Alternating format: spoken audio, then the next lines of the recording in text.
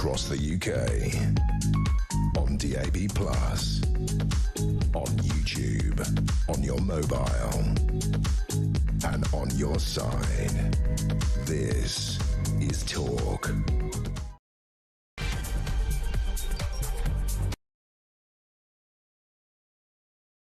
And good afternoon. Yes, welcome back. It is the home of Common Sense. Thank you to Julia. She's back on Monday. Loads to get through. And, of course, it's DT, Donald Trump, that forms the backbone of so much. He's unveiled his board of peace over there in Davos. The UK didn't actually join the ceremony. They cited Vladimir Putin's invitation as a reason. But our own national treasure, that is Tony Blair, is right in the melee. What does all that mean in reality? We'll get to the detail of that shortly. Also, a team of, you've been hearing with Julia, of 65 civil servants has been tasked with tracking down more than 53,000 illegal migrants and foreign criminals who've gone on the run. Man alive. I mean, don't even announce it. If it's that woeful, don't even announce it. But the 65 of the good and the great who are going to go out there like diligent Poirots and all manner of investigative talents to try and track down the bad guys. And Kemi Badenoch has warned that Labour's Troubles Bill will cost the lives of frontline soldiers hesitant to act over fears of future legal prosecution. We'll talk to one former retired army colonel on what the reality is of all of that. Details on the way. Very easy to get in touch, 0344 499 1000. Leave a voice note there as well. You can message 87222. And, of course, in addition to all of that, I'm going to throw out that question. We unapologetically, actually, I don't think we normally do this. The same question we asked yesterday when we started off at the beginning of the show asking, are you Team Europe or Team America? What we didn't realise at the time is that we were going to have to stop for an hour and 15 minutes while the President gave a speech with an absolutely chock-a-block switchboard ready to go. So we parked a lot of those calls. Happy to take those comments again, because after today, it's taken on a whole new resonance, that question. Are you Team Europe or Team America? 0344 499 1000. Yesterday was arguably the most interesting, compelling, sometimes bizarre political speech in history. It was long, Oh, man, was it long. It was sometimes a bit mischievous, but boy, was it gripping. The last time I was that hooked to a screen was when I snuck into the cinema as a teen and watched Emmanuel 2. I got through 10 minutes for the record. Back to Davos.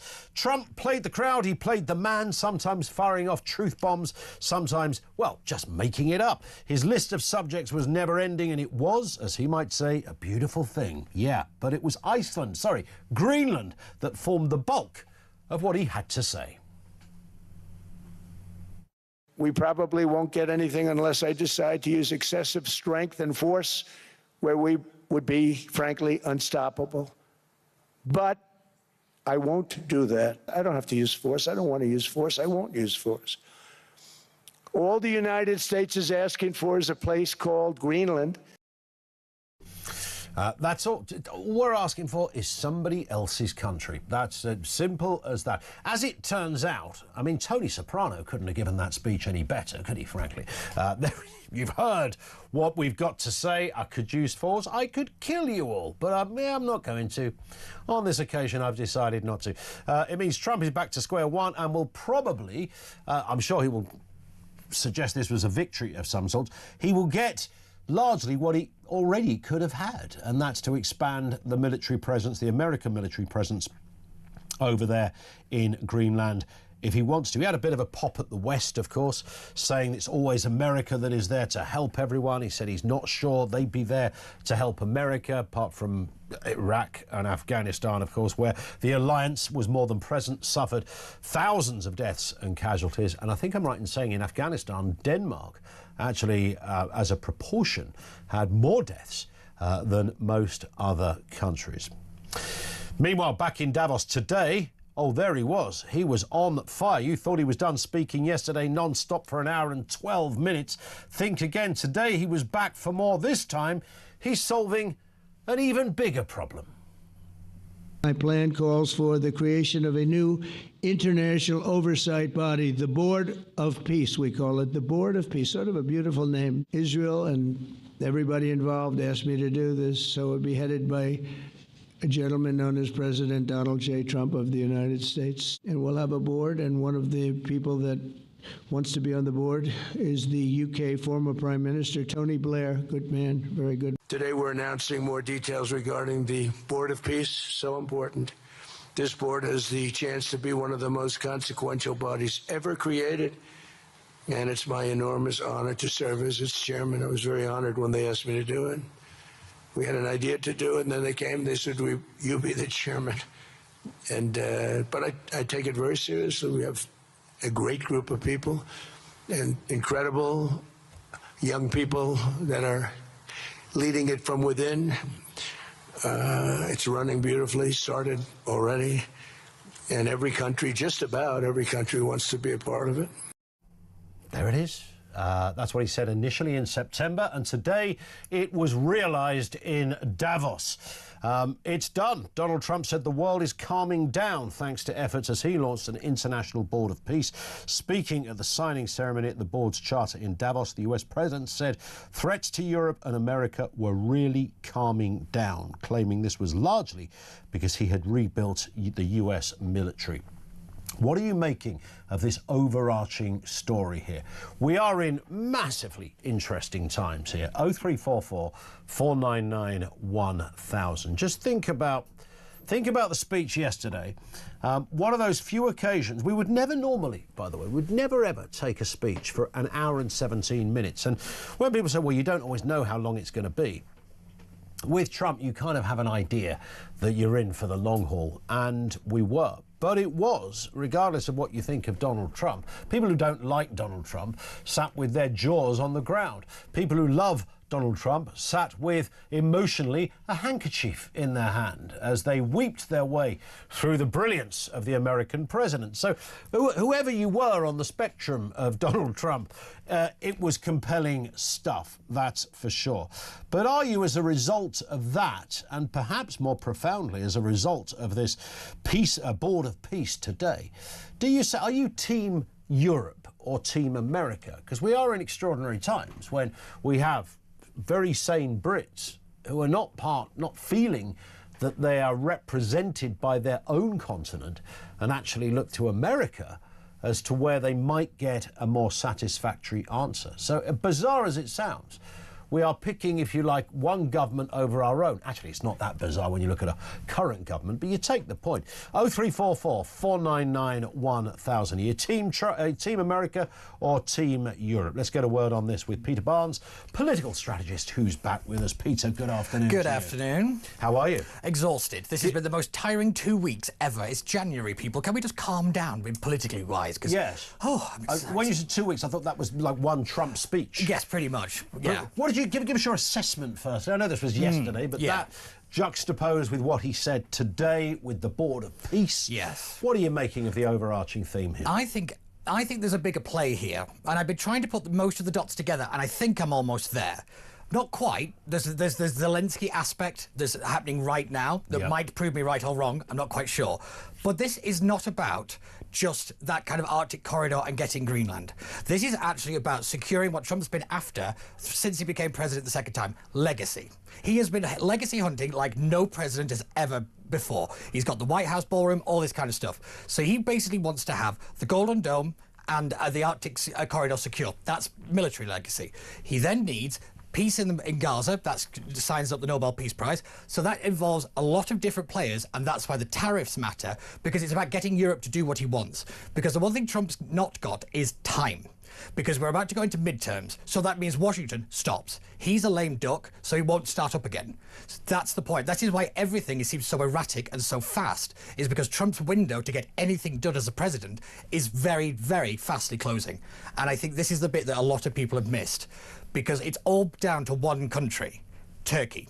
Turkey is one of the most important countries. Hang on a second, Peter. Hang on a second. I know. Here, yes. I thought I'd followed this as diligently as any journalist can, and I thought I had the ducks in a row. I realised, I was aware of which part of his administration was going to do what, who he was sending where. Tony Blair's coming in. Vlad got an invite, and suddenly you've pulled Turkey out of the hat. It's always Turkey. No one pays attention to Turkey. No one's talking about Turkey. Tell us why, Peter Because Barnes. Turkey stands. Why Turkey? It stands at the kind of the entrance. It's the gatekeeper between the kind of the Middle East and the rest and the East, and then to the West. It's the most important country because for Europe, very important. It stops the migrant crisis being 10 times worse than it already is. We, the European Union, and we have as well, paid Turkey to keep the doors shut.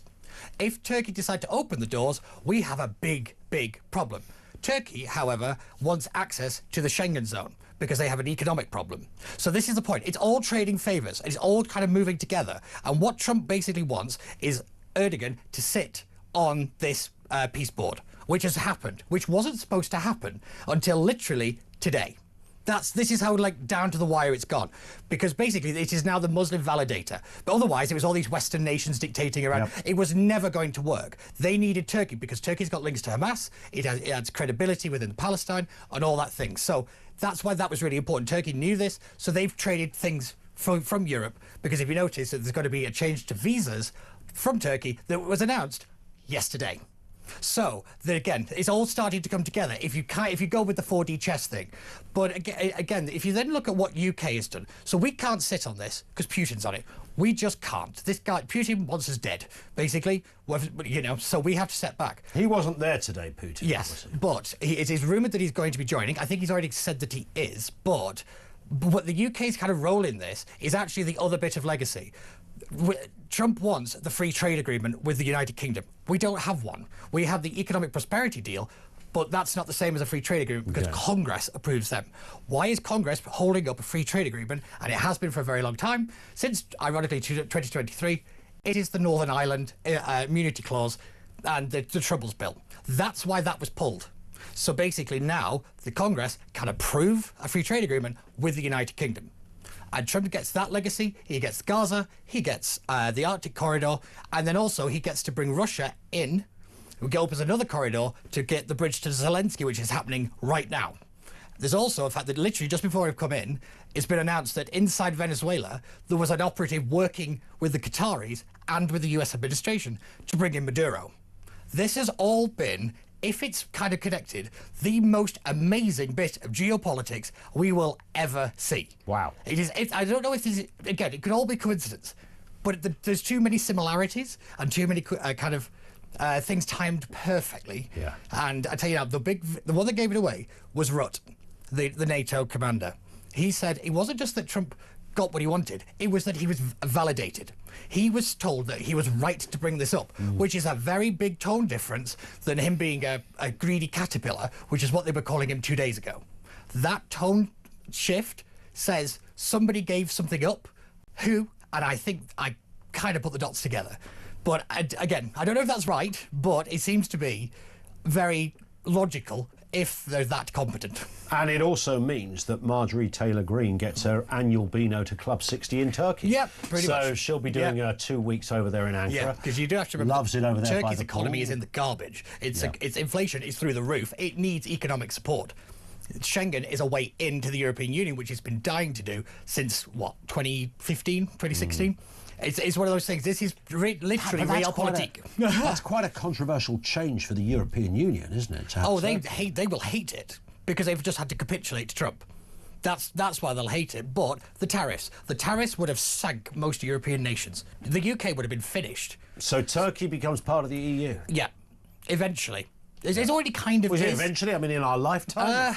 Next week? Well, they have to do these certain bits, whether it comes with terrorism legislation and data protection, to get kind of on the board. Yeah. They're pretty much there, but, the fact that the EU diplomat and commissioner to Turkey signalled, we should really start having these conversations again. And that was in, I want to say, November, October or November. Yeah. Again, it's a big red flag, and everybody's not really paid attention to it. So extrapolating from that, one could argue that Trump, despite his bluster, his kind of unconventional way of imparting and making policy and shooting from the hip and changes, one could take from that he's actually a genius.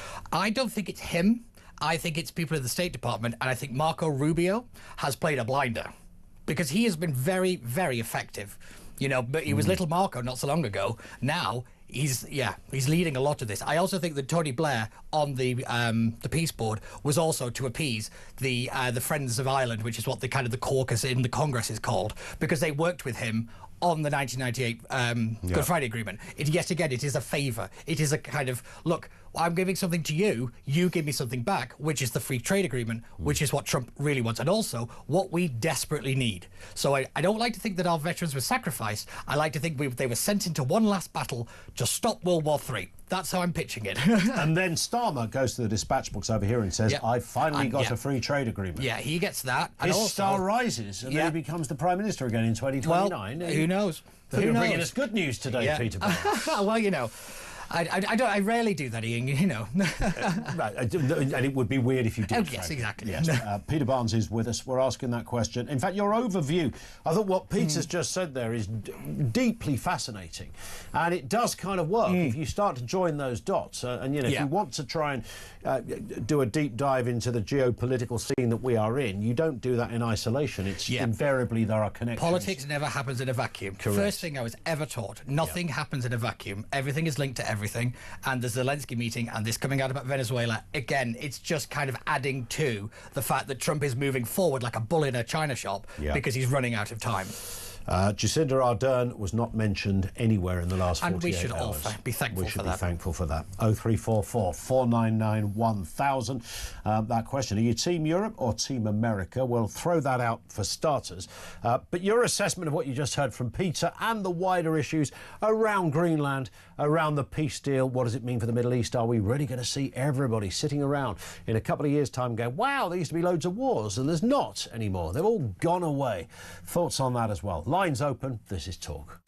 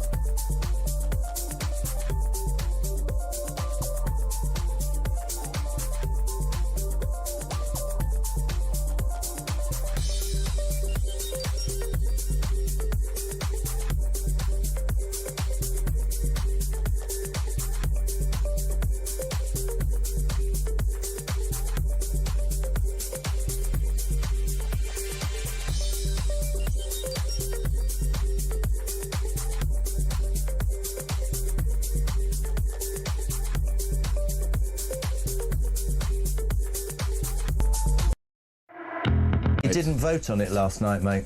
No, in Parliament there's something called being slipped, which is where you pre-agree with the whips that you got something else and you can't do it. The last Conservative government took a very long time to pass a bill which granted a degree of immunity to the brave men who fought in the period of the Troubles, so they didn't have to spend the last days of their lives being hauled through the courts or waiting for a letter to drop on their doormat, telling them that they were now in danger. And the Labour government, for reasons I think none of us can fathom, decided to unwind that. Across the UK, on DAB+, on YouTube, on your mobile, and on your side. This is Talk. Natasha. Is Natasha a great name, yes. by the way? I've always thought Natasha. It's such a versatile name. You can be Tasha, you can be Nat. Tash. Or just Natasha. Yeah. If you can be whatever you like. It's a lovely... Anyway, that's not the point. Natasha says, Ian, no question, Team America. They have a leader who is trying to protect Western civilization, unlike the communist government here. That's the difference, isn't it? Yeah. I said it yesterday. I've always said it doesn't matter whether you're a supporter of Donald Trump. We know he's unconventional. We know he's a bit weird. Very few people who get to know him like him very much. I mean, all these are facts and they're well documented. However, there is something about somebody... I'd love to see Starmer stand up there and give it, to coin a phrase, give it large. Yeah. Right from the belly, you know. You can say, I've got this covered, you know. So shut up at the back. I'm getting things done. I don't want to hear from you. I know what I'm doing. Listen up. This is happening. Yeah, the problem is parliamentary democracies don't work like that. They're built on coalitions. They're built on kind of compromise, and that means you can't get a strong man. That's true. Our entire system is designed to stop a Donald Trump. Everybody's asked for it. You phrased it brilliantly, but you can still have... I mean, you've got somebody like Farage. Even, on the left, back in the day, you had the kind of Tony Benns and the... Dennis Skinner would be maybe a better example for that more gritty, animated... Tony Benn was a posh boy, but, Dennis Skinner wasn't. So he would that proper grit and raw...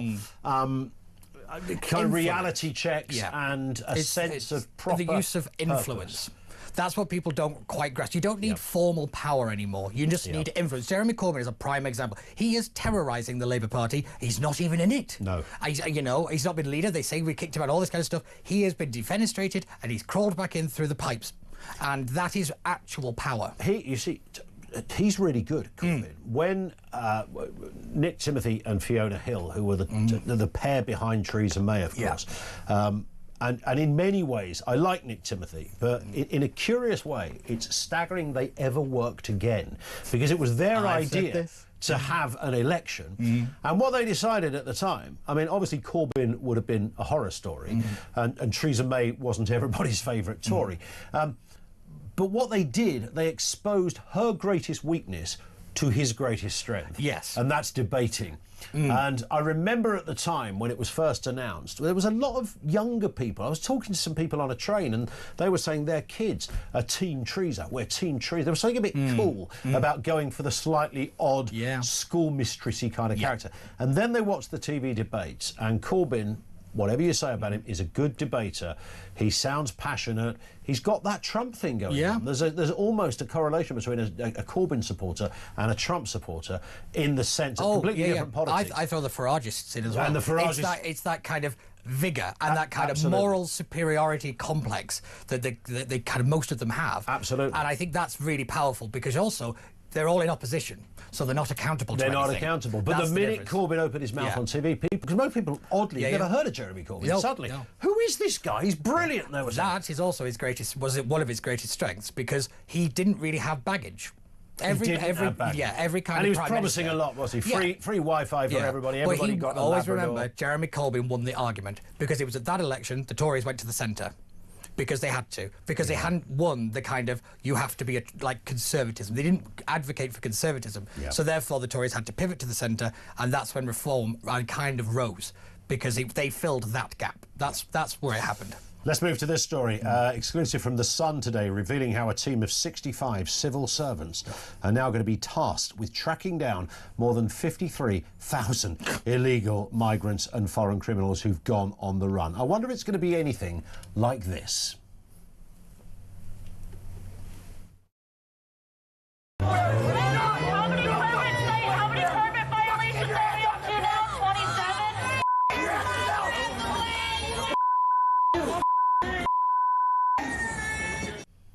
That's the Ice Boys in action in America. It should be said, I made this point yesterday because the left in America are losing their mind over the ICE. You know, they're Nazis, they're this. Can I just remind you, it's the same ICE that was there when Obama was there. It's the same boss of ICE that was there when Obama was there. And he was deporting even more people. Yeah, he was known as deporter-in-chief by most people in the Latin American community. Barack Obama could not get out of bed in the morning without chucking out some foreigners. Yes. It was just in his blood. He loved it. But, he loved it. Yeah, but you remember, if he got to 6 o'clock and one hadn't left, he was out there again. He always did it himself. I think he was, I was going to say he was probably out there doing it himself, but the idea that, 65 civil servants are even capable of finding a door, let alone, 53,000 migrants, is just absolutely laughable. But yet again, it is the Home Office, so I can't wait for the movie, because it's going to start it's going to be a great comedy farce, isn't it? I can see it's the new Carry On. The new Carry On and the, what's the Simon Pegg Hot Fuzz? Oh, yeah. It's going to be that kind of... the Cornetto movie. Yes, it really will be, yeah. It's going to have that sort of, I see these civil servants in their pinstripes and bowler hats going, morning, Smithers. You caught anyone today? Not this morning. No, I was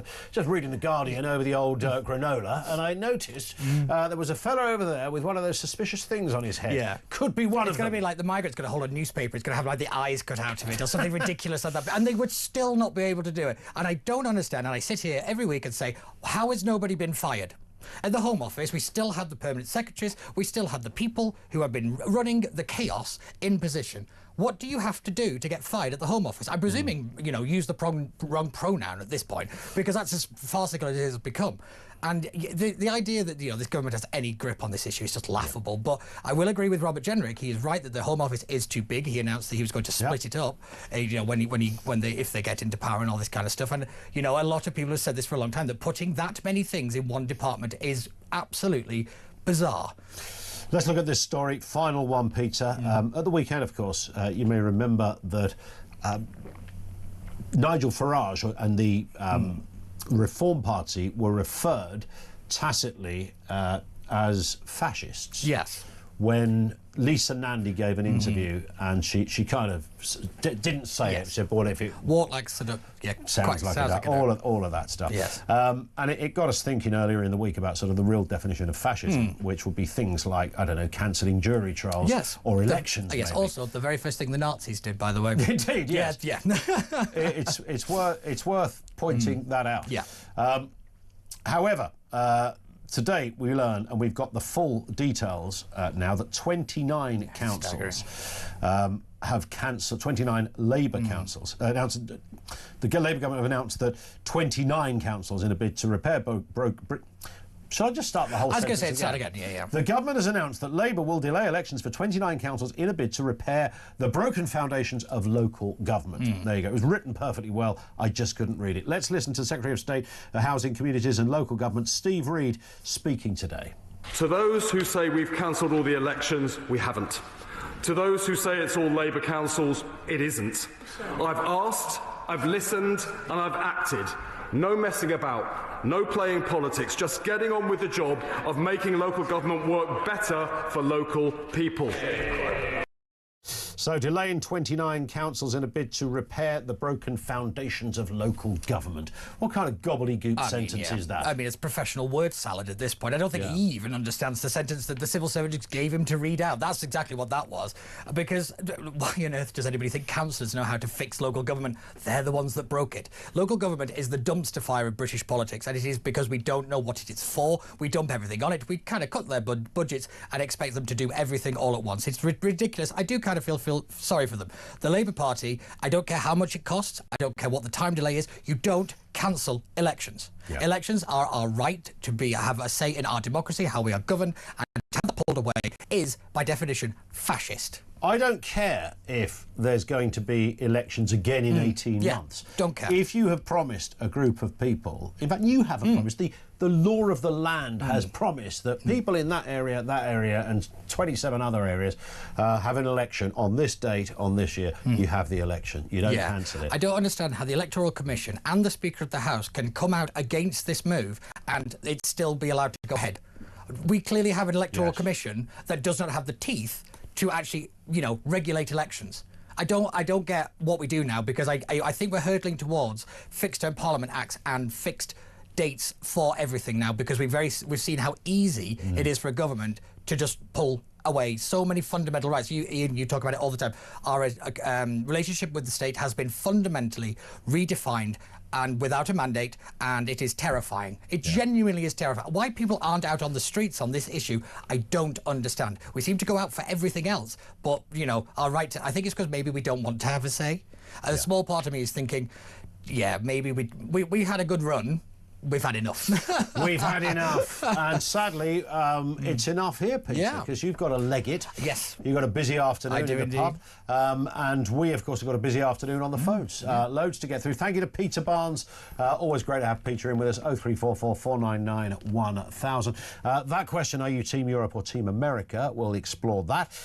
Plus, your wider assessment of Greenland, of the Board of Peace, as it's now being called. What will that come to? Thoughts on that as well. 1:30. This is Talk.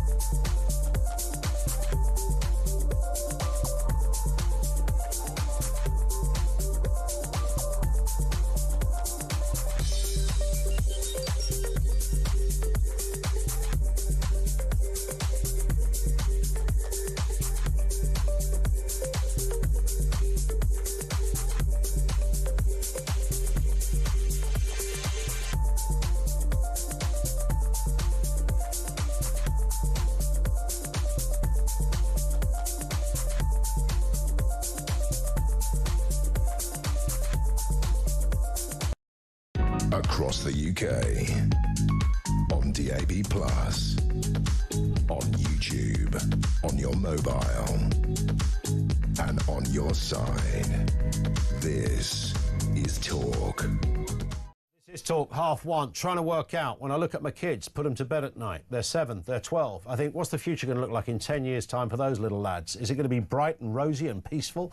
Will they be living in a world where they can go, do you know what? When we were little, there was all sorts of these weird wars going on. They were in the Middle East, the Ukraine. It was all kicking off as well. There were things happening in Greece. Are they going to be able to go into adulthood and say, yeah, look, I'm in a real peaceful place now? I never, but despite what my mum and dad had seen, I know we didn't, we haven't gone through, not in this country, a World War I or II. We don't know what that's like, but many parts of the world absolutely know what that feels like, to be blown to smithereens on a daily basis. 39 to 45, we had years of it, almost on a daily basis. But the world is, it's a bit of a dicey place right now. Is this Board of Peace likely to change that? Will my kids, your kids, grow up finally in a world where we don't have any of this going on?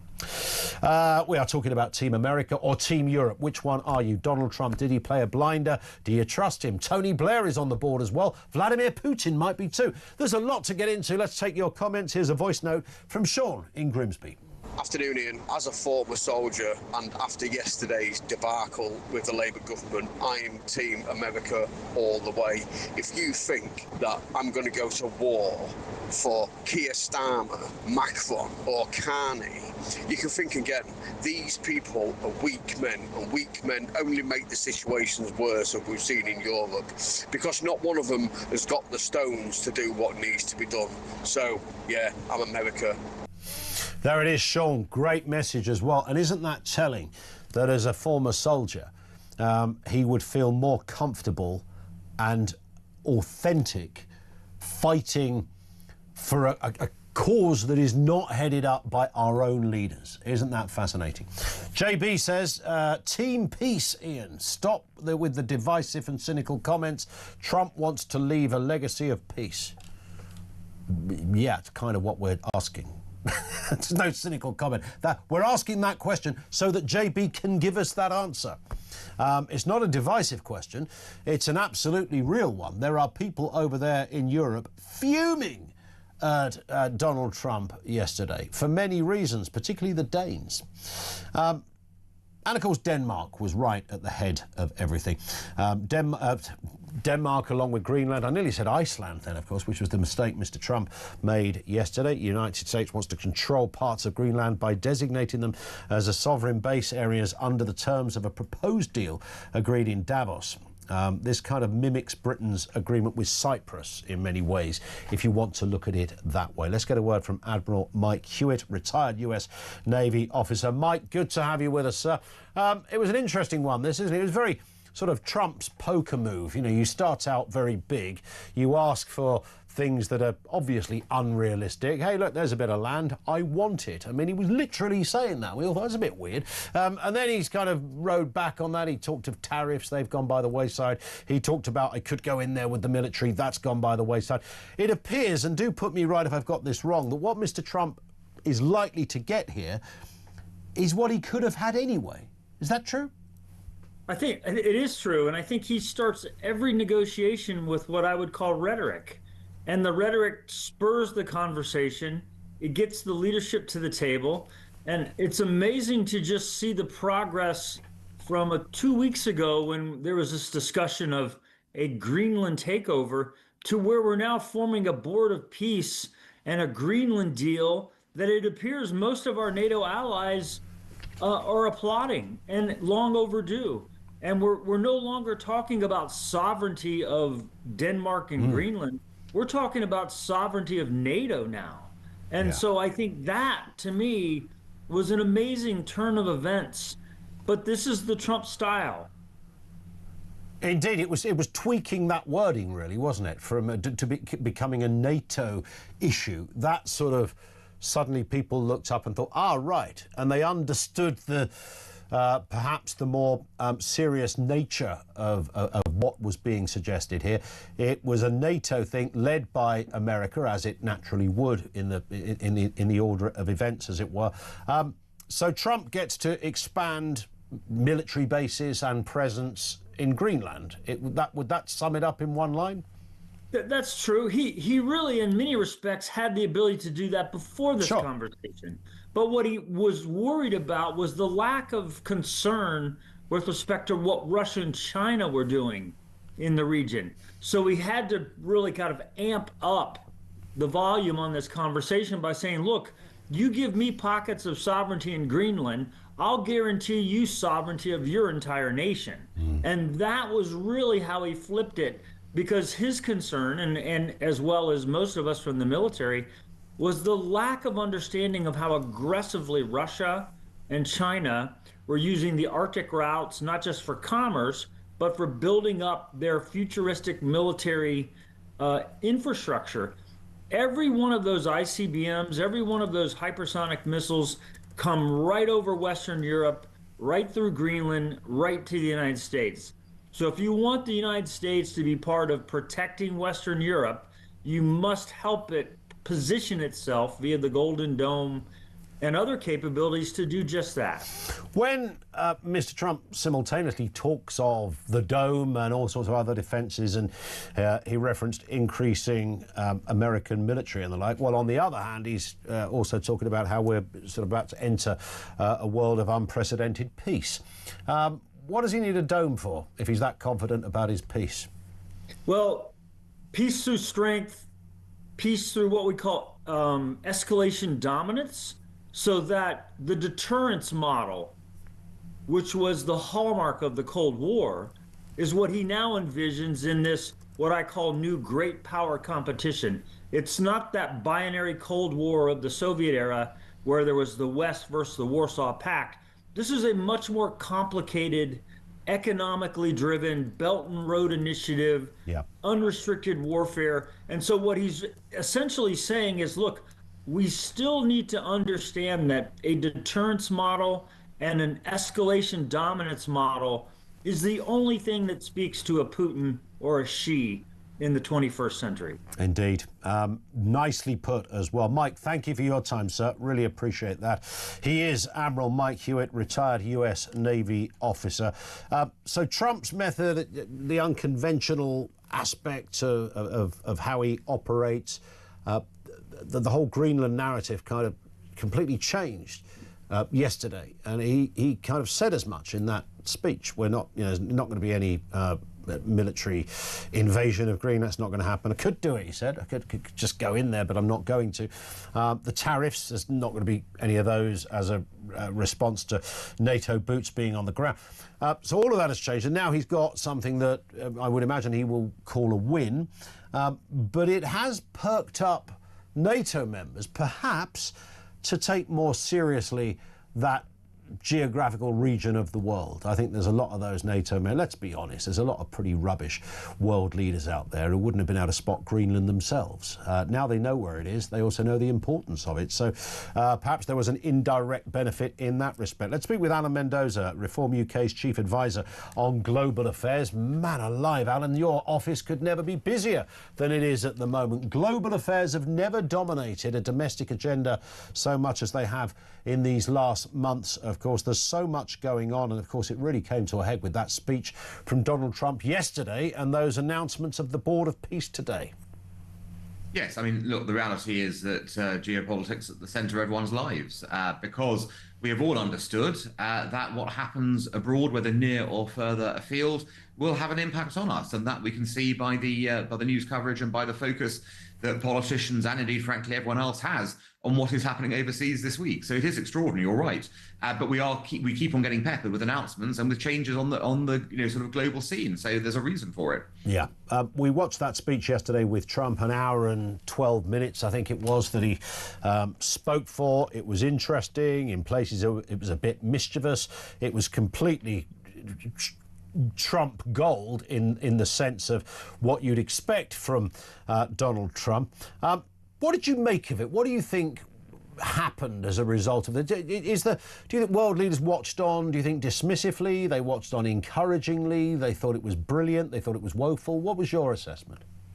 Well, the speech was classic Trump. Yeah. I mean, he let forth on all manner of topics in that sort of very sort of engaging mode he has, where people are very compelled to listen, but at the same time, sort of, you have no clue what's coming next. He veers between topics. He will return to things.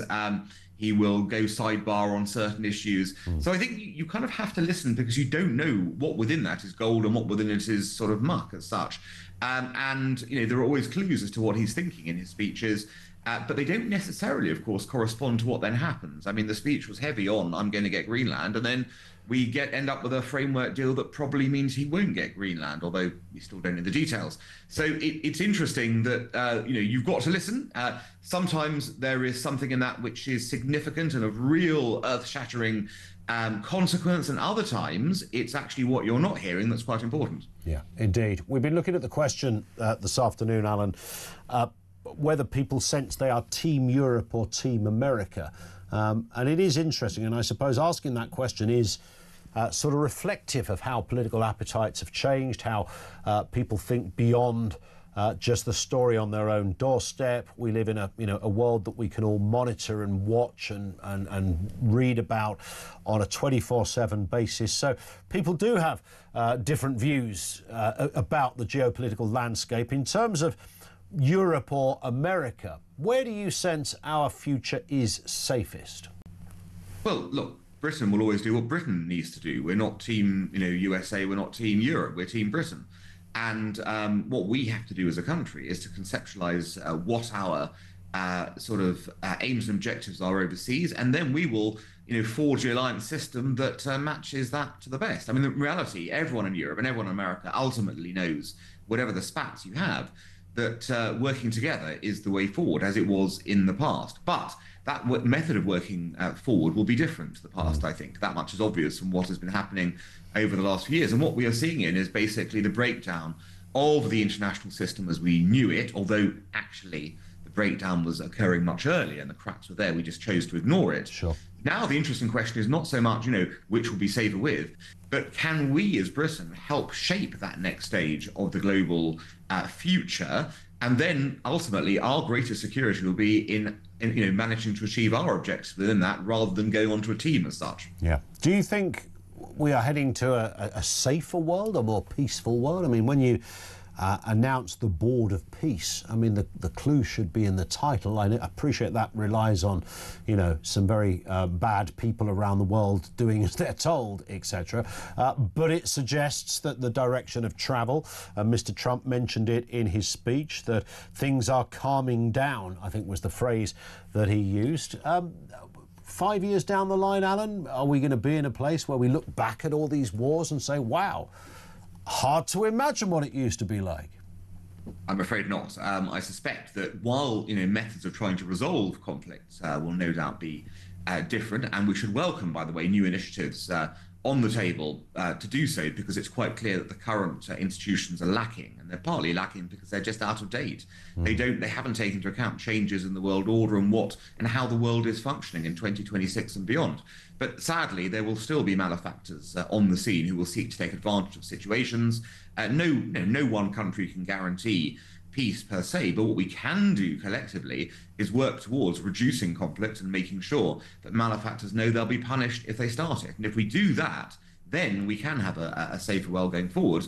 But it's a big if, because we've not done that so far and not done it very well. Indeed. Alan, thank you for your time. Really appreciate it. Alan Mendoza, Reform UK's Chief Advisor on Global Affairs. Over to you on this one, 0344 499 1000. There's an overarching issue here around Trump and the world and Blair and Vladimir Putin. Would you put Vladimir Putin on the Board of Peace? I think some people might see that as a step too far. JB in Aberdeenshire says Trump is a master at one simple negotiation technique. He employs it on virtually every deal he makes. What a laugh. As a life spent in negotiation and sales, I find it very amusing, but at the same time seriously worrying, watching politicians and the media running around like headless chickens in reaction to Trump employing one of the most basic, simple negotiating techniques that a junior salesman selling a box of crisps would use to clinch a deal. Hilarious. Trump must think he's dealing with 5-year-olds. Although JB hasn't told us what the technique is. I'm assuming he's talking... It's like The Secret. If you know it, you know it. Is it that? Yeah. I'm assuming he's talking about, start out big, almost like, it's going to, you want to buy this big box of chocolates, as was referred to there. They're £25 for the entire box. You only actually want 10. And you'd be happy with 8. But you start at 25. I think that's... Is that too generous to Team Trump? And let's bear in mind, look, Trump is a great one-man band salesman in that sense. I don't think any of us people talk about Marco Rubio being the real brains behind this. I don't think this is... Trump's just good at getting on the podium and selling it. And obviously he has views, and some of them are immovable, some of these he sticks with and doesn't budge. But there's a massive old team there working this stuff out. Chris in Bournemouth. Chris, what have you got for us? Team Europe or Team America? Definitely Team America, Ian. OK. What are you thinking? Why? I'll go this far as to say, when Donald Trump has finished his term in office now, how about him coming over here and leading our country? Because he'd do a lot better job than what Keir Starmer can do. Well, yet, in fairness, that's not that hard, is it, to do a better job? No, not really. Not the way he's operating. If Donald was in charge of this country now, mate, we'd have no, with the illegal immigration. He'd stop that overnight. I'm pretty sure that boat thing would stop overnight. I'm 100% sure the boat thing would stop overnight. Whatever technique he would use, I can imagine that would be number one on the list, right? I would say so, Ian, and the tax money that's raised from working people would go back to helping working people and not putting these people up in hotels.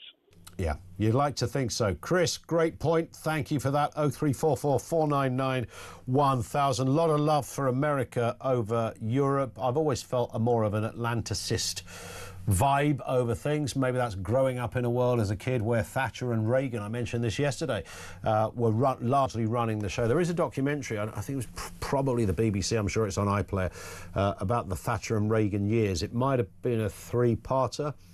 Probably about a year or so ago it came out. It's absolutely riveting, and one of the reasons it's riveting is I didn't quite realise just how powerful the United Kingdom was, even in the 1980s. It was extraordinary, just extraordinary. And life, for all the difficulties that were going on in loads of other areas, life also seemed rather simple, and there was a confidence about this country. And it's that sense of getting to that. But since then, it's largely gone, and no one's ever got it back. You know, Blair tried with the George W. Bush thing, and they were pally and stuff, but it never felt as if there was the same philosophical underpinning of intent that came from Reagan and Thatcher as it was then. 0344 499 1000. More of your calls on the way. Loads to get through. This is Talk.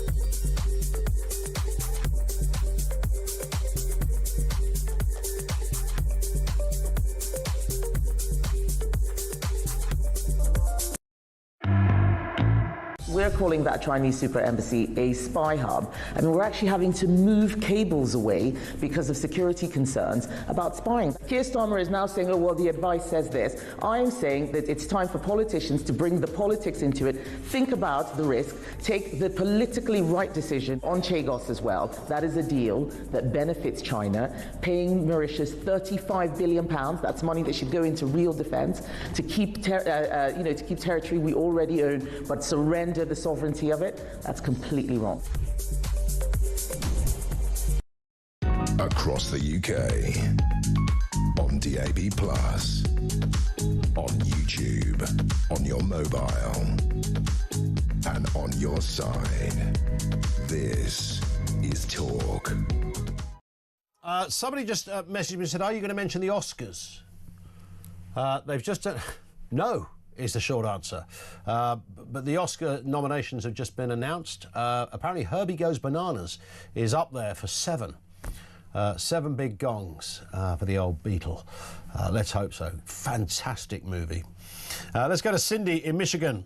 Reference Donald Trump. Cindy, this is your land. It's your president. What are you making of the man of the moment? I'm proud of Donald Trump. You know, what he did is he struck some kind of a deal that's going to increase our defenses and defend Greenland, and ultimately that defends us and Europe. Sure. I asked this question yesterday, and I was about to say I had a bit of a pile-on from people. I didn't have a pile. There were 2 people, actually, that said I was attacking Trump or criticizing, which, by the way, it's a democracy. You are allowed to do. You know, it should be in our blood to want to always criticize leaders, absolutely, left-wing or right-wing. I never trust these people. Because by definition of these guys wanting the job is a reason to go, hang on, that's a bit weird, because no one else would. I was trying to make the point, why is Trump's approval rating not greater, given the big extensive list he read out yesterday? I know he was, selling himself and selling America to the world. But you listen to that list and he talked about, the amount of investment, GDP, growth, goodness knows what else, what's going on in America, you'd think he had 100% approval rating. So why is it that despite all of that, the economy, 4% growth looking really good, that his approval rating is round about the same as Biden's was at this time in his presidency? Yeah, and you know what? The main reason is people are divisive. They're more divisive than they've ever been. You feel it when you walk down the street. You know, if I were to go, well, where I live is a very conservative part of town, but if I were to go in a more progressive city, I don't think I'd be able to wear a Trump hat without getting a dirty look. That's outrageous, isn't it? It is. It is. No matter, you know, it's the never Trumpers. Yep. No matter what he does, they don't approve. Yep. And that's that. And is it, you said it's the most divisive. I mean, obviously we've had presidents before that have been divisive, the Bushes, of course, for obvious reasons. But you're saying you've never felt it quite like this. Correct. Isn't that interesting? Yeah, I have to be careful. Like, if I were to go to California, definitely I would feel unsafe wearing a Donald Trump hat. Wow, yeah, I mean, they're so left over there. They've almost fallen into the ocean, haven't they? That says a lot. Which would technically be right, but that's another story. No, it would be left. Go on. You're funny. Yeah, it is true. Unsafe in California. That is, what a terrible place. No, don't mean California. What a terrible, maybe it is. What a terrible place that we're in this world. And there is a sense of that over here, that the division is so bilious and sometimes threatening. And you think, hang on, whatever happens is just a difference of opinion. Go on. Well, would you feel comfortable wearing, like, let's say a Farage hat, Nigel Farage? Well, where I live, you could. Well, it's funny I say that because people always think Leafy Sevenoaks is a place that, you know, surely everyone's a Tory there, and if they're not a Tory, they're bound to be a secret Nigel fan, and Nigel only lives around the corner as well. So, but it's quite Lib Demi, that part of the world, which bothers me greatly because the only thing worse than a Labour member is a Lib Dem, of course, you know, who frankly are in a whole different gene pool of political life. But you're right, there are places where people do get, you know, Nigel Farage gets things thrown at him and all sorts of things shouted at him as he goes down the street. So it's just odd that we've kind of got to that stage. And those people that are quite animated usually know very little about politics, I find. I noticed when there was a reporter in America that went out when some of the ICE raids were taking place, and he went out there and he was probably more of a right winger, this guy, but you wouldn't have known that from the question. He just asked, there were protesters protesting against the law enforcement that were out there, the same law enforcement that Obama had out there, but nonetheless under Trump for some reason they all become Nazis in the minds of these loony lefties. And he said, do you think it's right that a country should be able to have a policy on immigration? And these people almost wanted to attack this reporter. He was only asking the question. I bet. Yeah, it's madness is what it is. Yeah, life has lost its mind in that respect. Listen, Cindy, thank you very much indeed for that great call from an American perspective as well. I think she hits on something that I find more fascinating than anything at the moment, and that is, and have done for a couple of years, but it is that division, that polarity. Again, I know I'm only repeating what I always say. If you're not a Trump supporter, you're a lefty, which suggests that you're not just a Labour supporter, but you're kind of extreme, like right over there, as if Trump is the barometer. And as somebody who's signed to campaign for J.D. Vance in 2028, that's a very odd thing to be accused of. But if you're not Team Trump, there's bits of Trump I really like. I think he's an arse, but there's a lot of Trump I really like. But I also think so is Keir Starmer. I think so is Kemi Badenoch. I think most politicians are that. Our starting position with our political masters should be, number one, don't trust them. Number two, they're probably full of BS. Number three, sometimes they get it right. And when they're good, they're brilliant. Judge them retrospectively, always retrospectively, when they've done the job. because what they say might sound as seductive as you like, but it rarely comes to 100% fruition. 0344 499 1000. Let's get the latest news. It's 2 o'clock.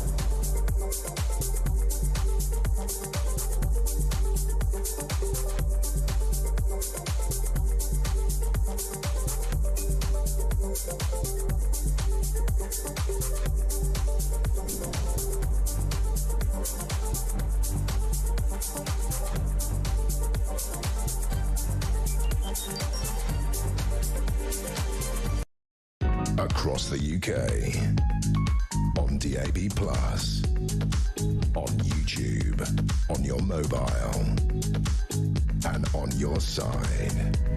This is Talk.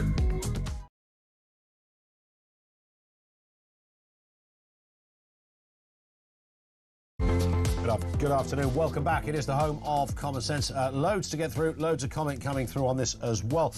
Donald Trump unveiling the Board of Peace earlier today in Davos. The UK did not join the ceremony. They were a bit miffed at Vladimir Putin being invited. But nonetheless, our very own hero, Tony Blair, is going to be on the board, which is kind of... He will become, whether he likes it or not, whether we like it or not, sort of the UK representative. How do you feel about that? Do you think we are drifting in the next number of years, 5 years, into a more peaceful world? Serious question. When you look at your kids, youngsters growing up now, will they experience a more peaceful place in a decade's time than the one we have right now? Your thoughts on that, please. 0344 499 1000. Also this afternoon, a team of, this is laughable, 65 civil servants is being tasked with tracking down more than 53,000 illegal migrants and foreign criminals who've gone on the run. Yeah, you heard that correctly. I don't know how they're going to do this, but this is Keir Starmer's ICE. We'll see how it goes. And Kemi Badenoch has warned that Labour's Troubles Bill will cost the lives of frontline soldiers hesitant to act in the future over fears that they could be legally prosecuted many years after. Lines are open on all of this. 0344 499 1000. And this from Neil, who says, much is being said of Trump playing 4D chess, and this is all part of his selling technique. Let me paint a picture. I come to your house and I tell you I'm going to sell you double glazing that you don't need. And then if you don't buy it, I'll break your legs. Would you buy it from me? No, says Neil. Did feel a little bit like that. I know what you're saying. Let me just have a moment here to ponder on this interesting story of the 65 civil servants. This is Britain's ICE. I mean, we do actually have, we're playing with words here. We do have our own border enforcement, of course, and these guys tend to mean business when they go out. But The Sun has revealed how a team of 65 civil servants is tasked with tracking down 53,000 illegal migrants and foreign criminals, those that have gone on the run. I'm not quite sure if the numbers really work here. We'll talk to Ivan Sampson, the immigration lawyer, in a moment. First, Nigel Evans, former Deputy Speaker of the House of Commons, former Conservative MP, but still current good bloke. Nigel, always good to see you. I mean, it is I keep saying this with the mad world we live in. Every now and then you have to read a story twice and think, did I really see those numbers correctly? 65 civil servants, 53,000 illegal migrants. I can see how the success rate might look a bit iffy. Yeah, particularly when it appears that a lot of civil servants are working from home, Ian. So yes. It really does beg the question how effective they will be. When I saw the figure 65, I thought, well, that's a very good drinks party. It's not a task force. Yeah. It just simply isn't. 65 is totally ineffectual. If you look at the numbers that are coming in, as you say, they're looking for roughly 53,000. I suspect it's actually a lot more than 53,000. Several hundred are coming in every week. Well, it's more than 1,000 every week now. And what are the 65 supposed to be doing? I mean, you can get them all on one coach, that's for certain. Yeah. But what are they going to be doing? And the numbers, I mean, the numbers are so colossal that they're dealing with, that 65 is just literally a sticking plaster over something that clearly needs surgery. And I suppose, Nigel, what has sort of perturbed me among the many things that bother me about this story is that I would have already expected there to be a huge team of people looking for 53,000 illegal migrants and foreign criminals. Yeah, absolutely. So the fact that they've revealed there's only 65 that are being tasked with that means that, in essence, they're given up. They literally have given up. If you remember the last general election, Ian, when immigration did play a very big role, Starmer said he was going to break the gangs. He was going to stop people coming into the United Kingdom. And instead, the number has gone up. It's not gone down. So it's an absolute failure. And the fact that they're only dealing with 65 civil servants to go on the march to try and track these people down. I mean, if you told that figure to Donald Trump, he would be laughing all the way home from Davos. I mean, it is just absurd. You need thousands of people. You need thousands of people going into every community, going into places like fast food places where these people are apparently getting jobs and asking to see their papers. I mean, the best thing to do, of course, Ian, is to stop the boats coming in the first place. Yep. To make it absolutely illegal that if you come into the United Kingdom in a small boat, you're already committing a crime and you will be sent to a third country and you will be banned from coming into the United Kingdom ever again. I mean, this is just preposterous. I mean, it basically ties into this second story of using army barracks to house these people so that they can close down the hotels. Well, as far as I understand it, this East Sussex barracks only can accommodate 540. Yes. Well, actually, more will be coming in this week. So this week, the illegal immigrants will be sufficient to fill that barracks. Correct. Yes.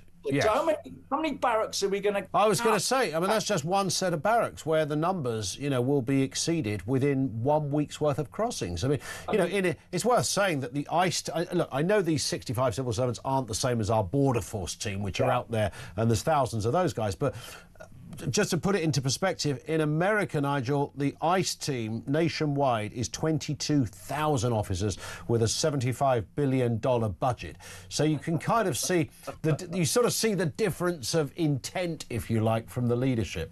Yeah, I suspect there'll be more money going on the pensions of the civil servants than there will be on how much money they get to spend to track down these illegal immigrants. I mean, none of the figures add up. Clearly, Rachel Reeves has been in charge of the figures because we said that there are thousands coming in, and they have got one barracks for 540. They've got 65 people to track down over 50,000 people. None of these figures add up at all, and it is basically the government shrugging their shoulders, giving in. It's tokenism is what it is, and it's almost as if they think that they can hoodwink the British people into thinking, the government's doing something. It is not doing anything to tackle the problem of the illegal immigrants, and it's going to get worse. Can you imagine? The people smugglers must be looking at the fact that we've got 65 civil servants on the move around the whole of the United Kingdom. Do you know what, Nigel? If I was Keir Starmer, I would be... I know you're not meant to do this as the Prime Minister. I would have said to that particular department, can we just make up a bigger number, please? Because I can't go out there and say we got 65. Can we say it's 6,500? That might sound better.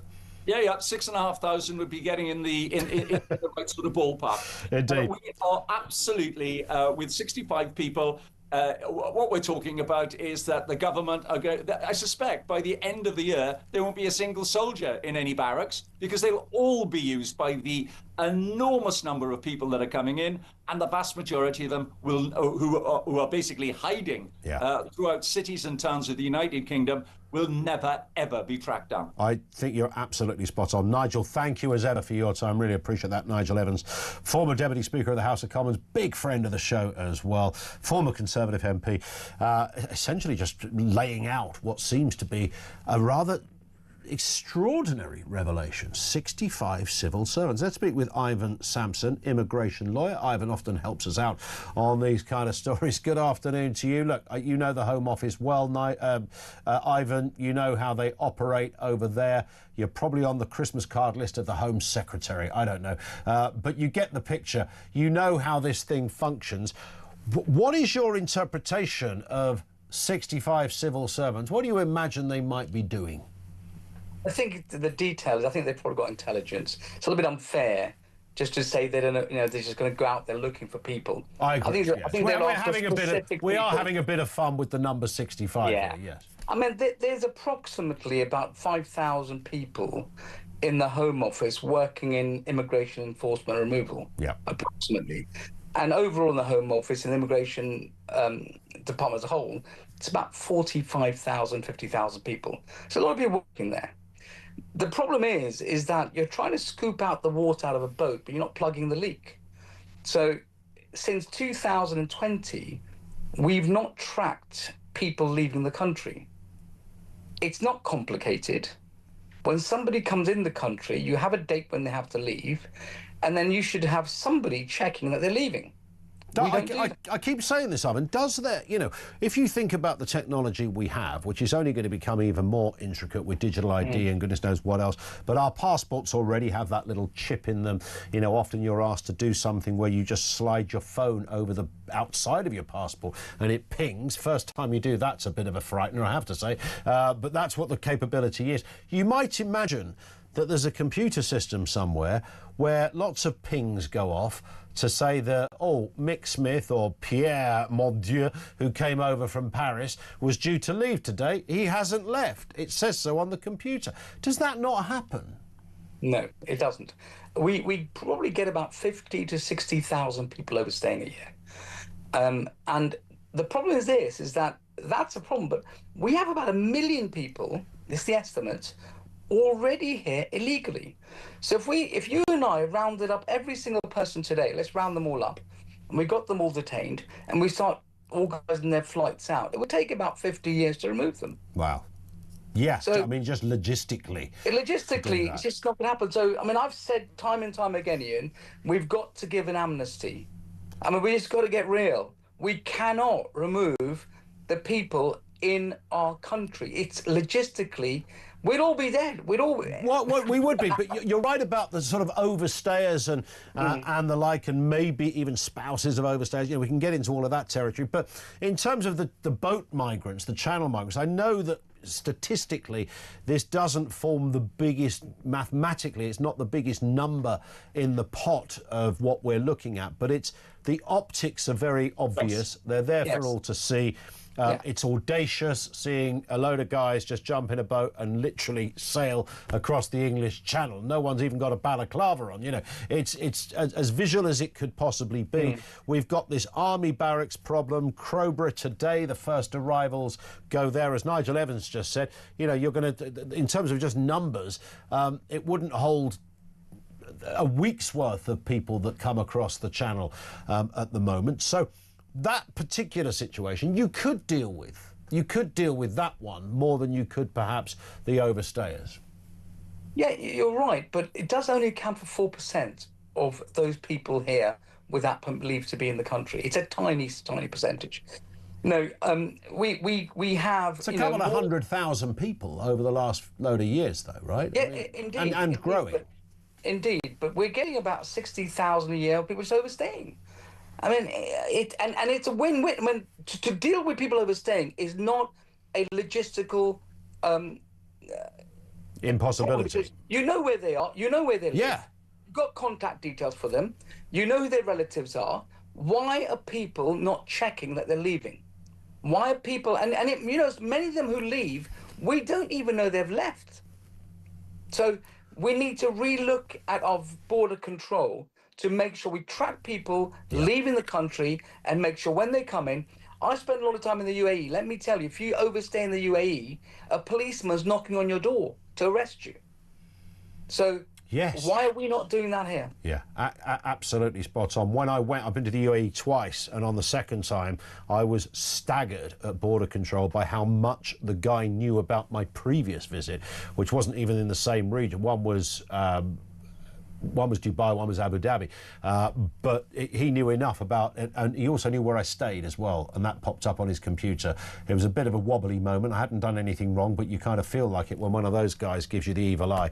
But you're right, we have the capability, we're not employing it. Ivan, thank you as ever. Ivan Sampson, immigration lawyer on that. He's absolutely bang on. It seems extraordinary. You cannot somehow, the overstayers, does a computer not suddenly say, that fella that came in 2 years ago or 3 years ago, maybe they were a student, perhaps they were on a short work visa, whatever, they are due to leave on January the 22nd, and it's just come up, they've not, you contact the local authority, you go round the house, excuse me, mate, you're literally not meant to be here.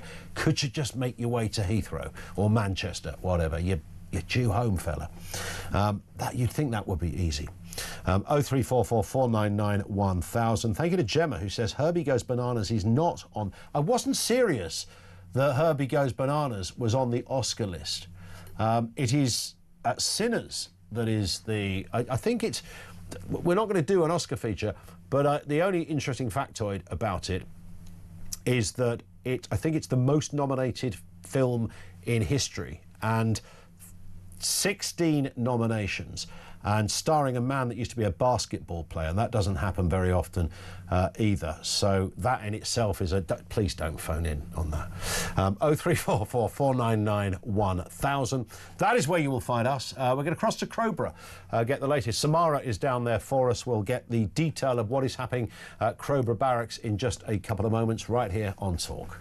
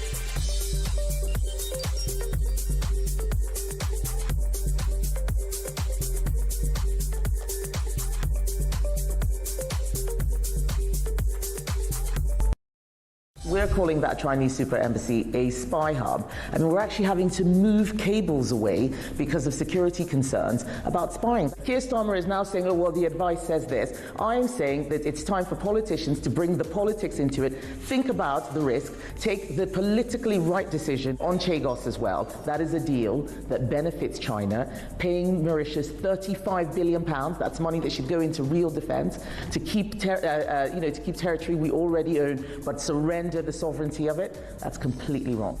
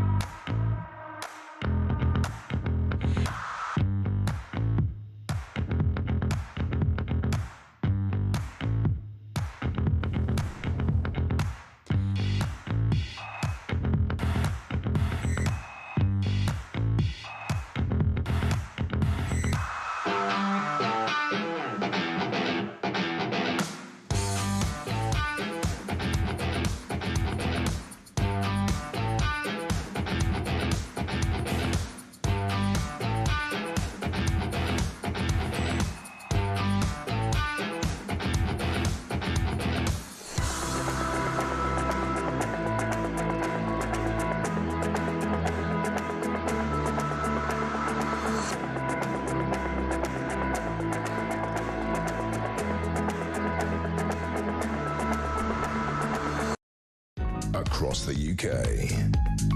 On DAB+, on YouTube, on your mobile, and on your side. This is Talk. It is Talk 20 past 2, so let's get the latest. And I refer to Crowborough, our own Samara Gill, breakfast roaming reporter, is down there outside the Crowborough military barracks. This is where asylum seekers are being moved in today. Samara, what is going on there? What is the latest? What's happening? And hello. Hi, Ian.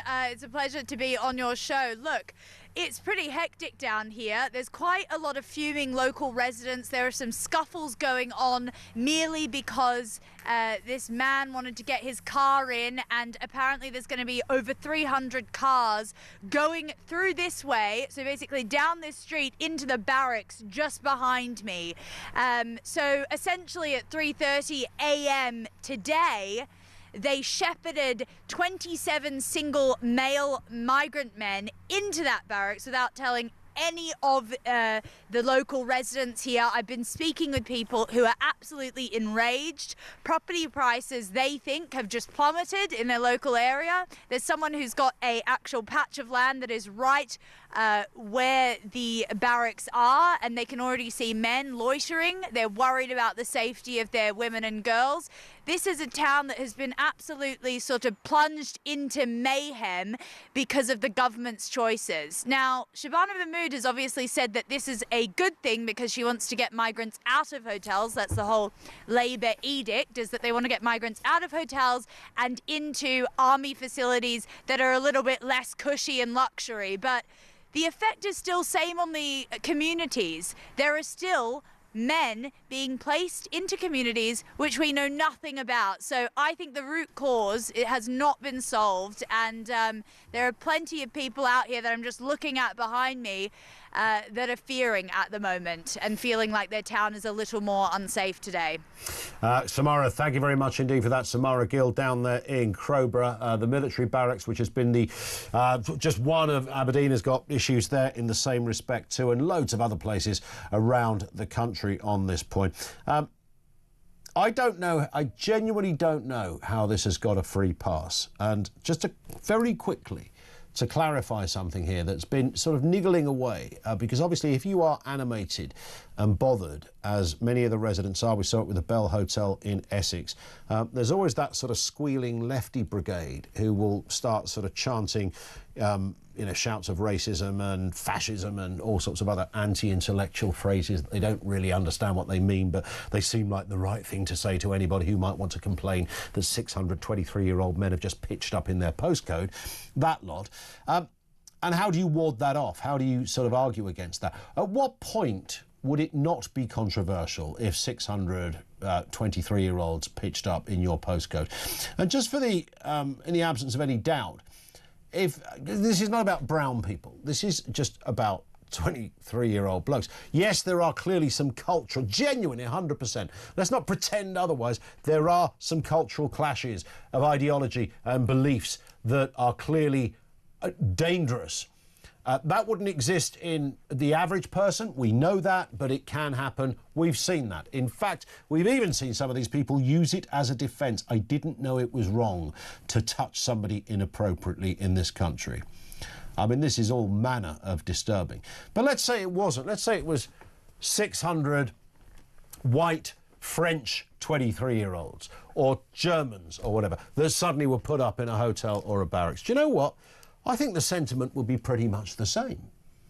And certainly if they were illegal as well. I think anybody would be, could think, hang on a sec, it's a bit weird, isn't it, that? So, you know, street corners, town centres, suddenly there's a whole load of people that were not meant to be here. They're illegally in the country. I don't think it's, I mean, on occasions, of course, culture will be the clash and the problem. But I just think the dint of numbers is the problem, right? You just don't do that. Illegal entrance into the country, and there's hundreds of them. Well, at what point would you not say that might cause some local difficulty? At the very least, some concern. Joan is in Sunderland on this point. Joan, afternoon to you. Hello, Ian. Hiya. I don't know whether I'm missing something here. If the illegal migrants that are in the hotel now are being moved to an army camp, does that mean the government are going to close the border? Does it mean they're going to close the border, what, of Dover, you mean? Yes, because let's think about this.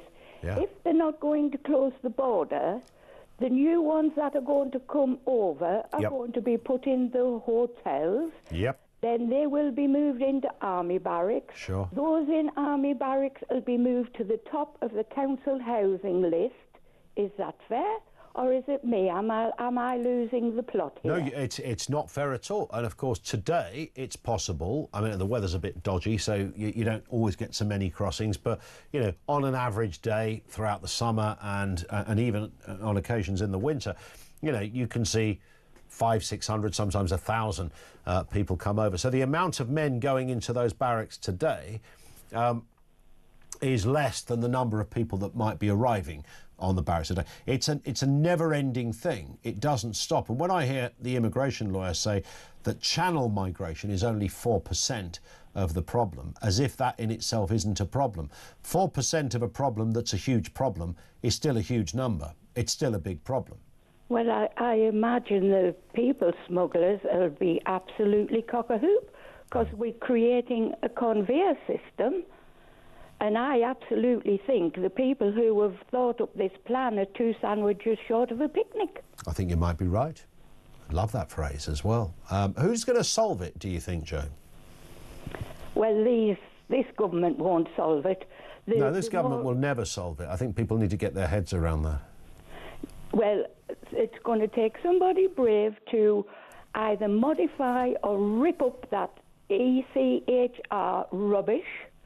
But I haven't seen anybody brave enough to do that. Nigel Farage and Kemi Badenoch both say they would do it. I might believe Nigel, but I won't believe Kemi. Yeah. She might tinker around the edges, but as for just saying no, she won't do that. And even if it was reform, I don't imagine... I don't know this, Joan, but I would imagine, like all of these kind of international agreements, and we keep being told that if you put out of the ECHR, then there's a massive knock-on effect in loads of other areas. I don't know what the truth is of that. But these things, I guess, don't happen overnight. They probably happen over a period of time. So you could be a new government in 2029, and it might take you another 2 or 3 years before you even get to the kind of drawing board of trying to do this. I think... even if reform gets in, it's not just a hill they've got to climb; it's a mountain. Yeah. And look what's happened today. The ECHR is to blame for everything. The world and its cat, great. Our veterans and people who are honest and work hard and live a decent life, the ECHR doesn't come anywhere near them. Absolutely bang on. Joan, thank you very much indeed for that. 0344 499 1000, says Joe. This one from Mega Vegan, who says Trump's popularity is low owing to the overwhelming left-wing media in the States, the same as Britain. Well, it's quite interesting, isn't it? Because Britain is mostly known as having apparently a right-wing media, if you talk to the left. You know, it's right-wing all the way. Everything is right-wing. I think all of that is a red herring, whether it's in the States or here. People get their media in all sorts of other areas these days. They get it from social media. And whilst it may well be a cesspit on much of the occasion, even best part of any single day, you can, if you can be bothered to look for it, find some really good journalism on those places and stories that might not get onto the news. They're not necessarily not on the news because somebody has vetoed them and said, better not tell the public about that. But everybody has their own idea of what a news agenda should look like. You'd never appease everyone. But if you do want appeasing, then social media is probably your best friend, as long as you make sure you fact-check it and double-check it and work out who the sources of the information are. Don't just take a meme as gospel or one individual telling you something has happened when, well, you've only got the word of that individual. That happens all day, every day. It's 24/7. On the second, thousands of people saying stuff that isn't true. So you have to be You have to be enthusiastic enough to look for it if you want to find the truth. And it does mean sometimes doing your own little investigation. I think for me, obviously, you know, not everybody voted for Donald Trump, so clearly his approval rating is never going to be 100%. The bit that I find really annoying goes back to what a previous contributor said in terms of the divisive nature of our politics. How is it that Barack Obama could have deported more people based on a particular year, this is? Trump's not finished yet, but it deported more people in 2012 than Trump did in 2025. Under the same ICE organisation, with the same boss, by the way, of the ICE organisation. Obama was called a hero, Trump's called a Nazi.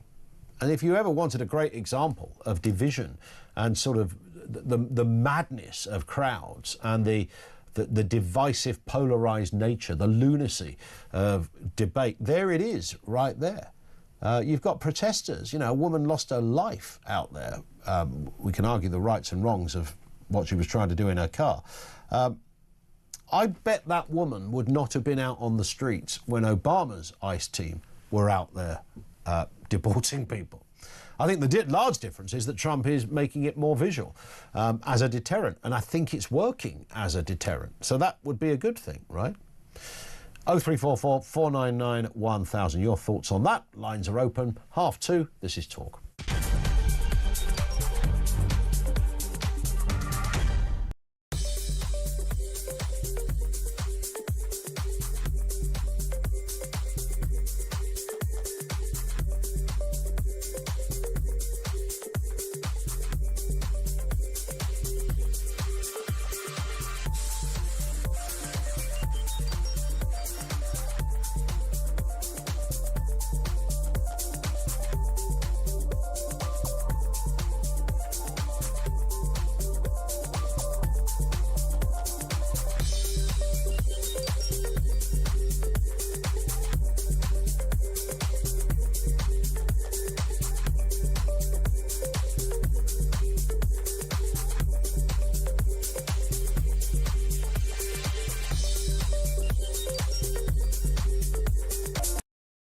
Across the UK, on DAB+, on YouTube, on your mobile, and on your side. This is Talk. From Reg, who says the damage that's been done to our country with all the illegals coming here is irreparable. We'll never get over it. Our land will never be the same again. And that's the point that Donald Trump was suggesting yesterday he's solved, largely solved in America. It wouldn't be reasonable to say it's been solved. What he's trying to do is neutralise a massive problem. I mean, the problem, what was it under Sleepy Joe? Was it 10 million people just jumping over the border, almost encouraged to jump over? It was absolutely chronic in the way that panned out. But I sense Reg is probably right. I don't know. Ivan said you have an amnesty. Do you have an amnesty from day one? But we put new rules and regulations about what it means to be a Brit. Is that the answer? And this one from Joe in Norfolk says, great show. Why does this government pick up the illegal boat people from our shores and take them to a holding camp? Then why don't they? I think I should say. Take them to a holding camp.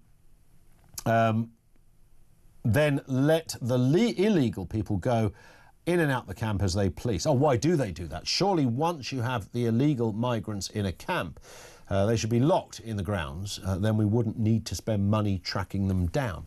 And that also becomes a double-edged sword because, of course, we call them illegal migrants, but the moment you've claimed asylum, you cease to be illegal. It's not illegal if you're claiming asylum. And there's the kind of problem. It's almost a play on words, but kind of isn't. You take the point.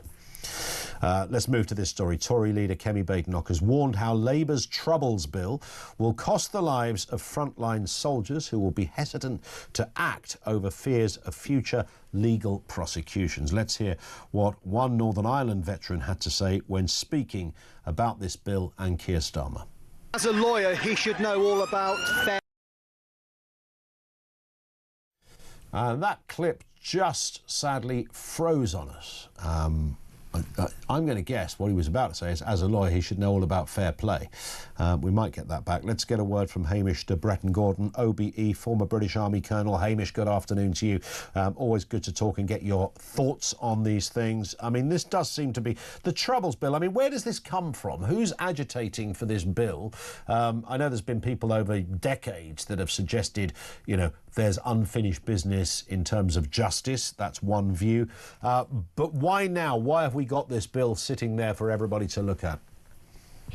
Ian, hi, good afternoon. It is incredible, isn't it? You know, at a time when we're facing greater threats than really we faced, certainly since the end of the Cold War, possibly even since the end of the Second World War. And that clip you're about to saying, I'm sure the fellow would have said something along the lines of, you know, us soldiers are now more worried about the lawyers behind us than the enemy in front. And it's, you know, it's in the chaos of combat. This is not policing. This is combat we're talking about. If you give this advantage to your enemy, then you really are in a very, very challenging place. And a very dear friend of mine, Richard Williams, who commanded the SAS, I think put it really well. He said, this is worse than shooting those such soldiers who had shell shock in the First World War for cowardice. You know, it's absolutely unbelievable. And, you know, the Geneva Conventions are actually pretty good. The Geneva Conventions recognize the chaos of warfare and balance proportionality against necessity. And to me, that is the way ahead, not tying our hands behind our back when we should have them out front so we can defend ourselves and the people that we're protecting. In terms of what specifically is going on here, do we have an idea of what sort of number of former soldiers we might be talking about? I mean, some of these guys could be in their sort of 70s or 80s. And as I understand it, had previously been told there are no charges you will face. And then suddenly, decades later, somebody comes knocking on the door and says, oh, we've changed our mind.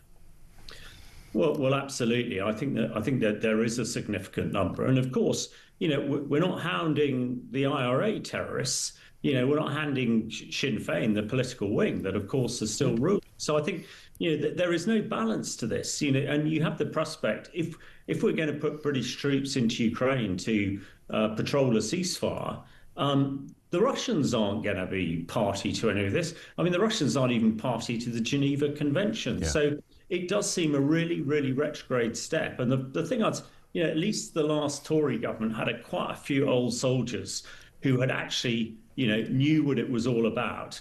I mean, I'm slightly disappointed that, you know, there are a couple of old soldiers in the Labour Party who are really sitting on their hands, and they should be standing up to tell Starmer that this is not the way we should treat our soldiers, and this is not the way to get an effective military when we need it more than ever. You mentioned, for want of a better phrase, the other side on this. And, you know, we remember back to the Belfast Agreement, or the Good Friday Agreement as it's more commonly referred to. And of course, lots of people had to bite their tongue. There were all sorts of people who'd carried out the most horrendous atrocities.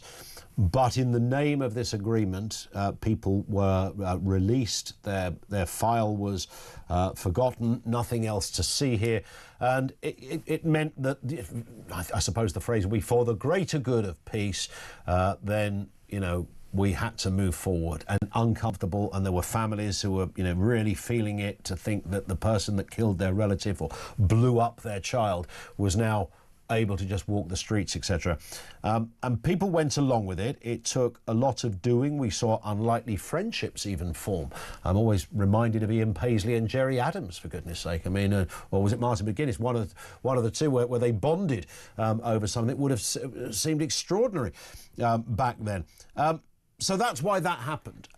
And yet, here we are today, which seems to be the very opposite to that happening. What's the difference? Well, I don't know. I think, as we said at the very beginning here, where has all this come from? Yeah. It's, you know, it is not compatible with going forward. I think exactly with the Good Friday Agreement, it was let's look forward, let's not look back.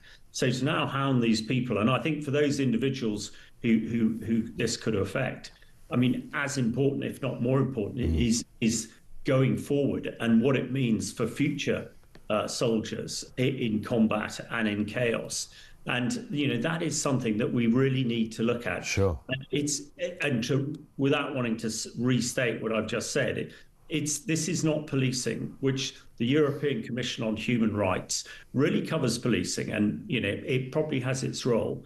But in warfare, when you're fighting terrorists, when you're fighting the enemy, to have your hands tied behind your back is really, destined to failure. And we just cannot do this in the sort of environment we're in today. You've talked about Trump and what he's up to, but we have President Putin not a million miles away, once again a tyrant heading west. And sadly, because we've overspent the peace dividend and have a military that is not a conventional deterrence at the moment, our young people and veterans like myself might well have to, put on our uniform and get back into the fight. But with these over-restricted rules, we might as well not bother and give up before we even start.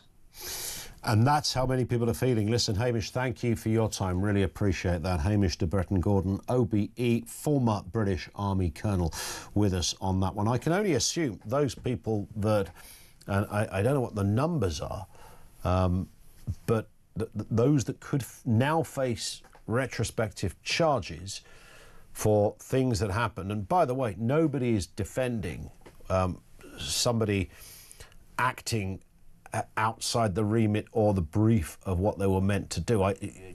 All of this is controversial, whoever it is. But in the same way that, a terrorist who blows up a shopping mall in Warrington or a chip shop in Northern Ireland, whatever, the famous, very famous, that stay in your mind kind of cases.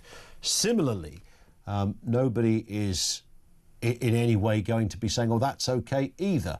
So what I'm intrigued by as to why there's a group of cases here that the system, the government, feel fall outside of the Good Friday Agreement. And I would imagine that would be something on the lines, I'm putting this in very layman's terms because I don't know the right parlance in military or legal terms, but I would guess that a British soldier, when acting on pure military instruction, as horrendous as that might have been to some on the receiving end, will still be able to claim that they were acting on their military instructions.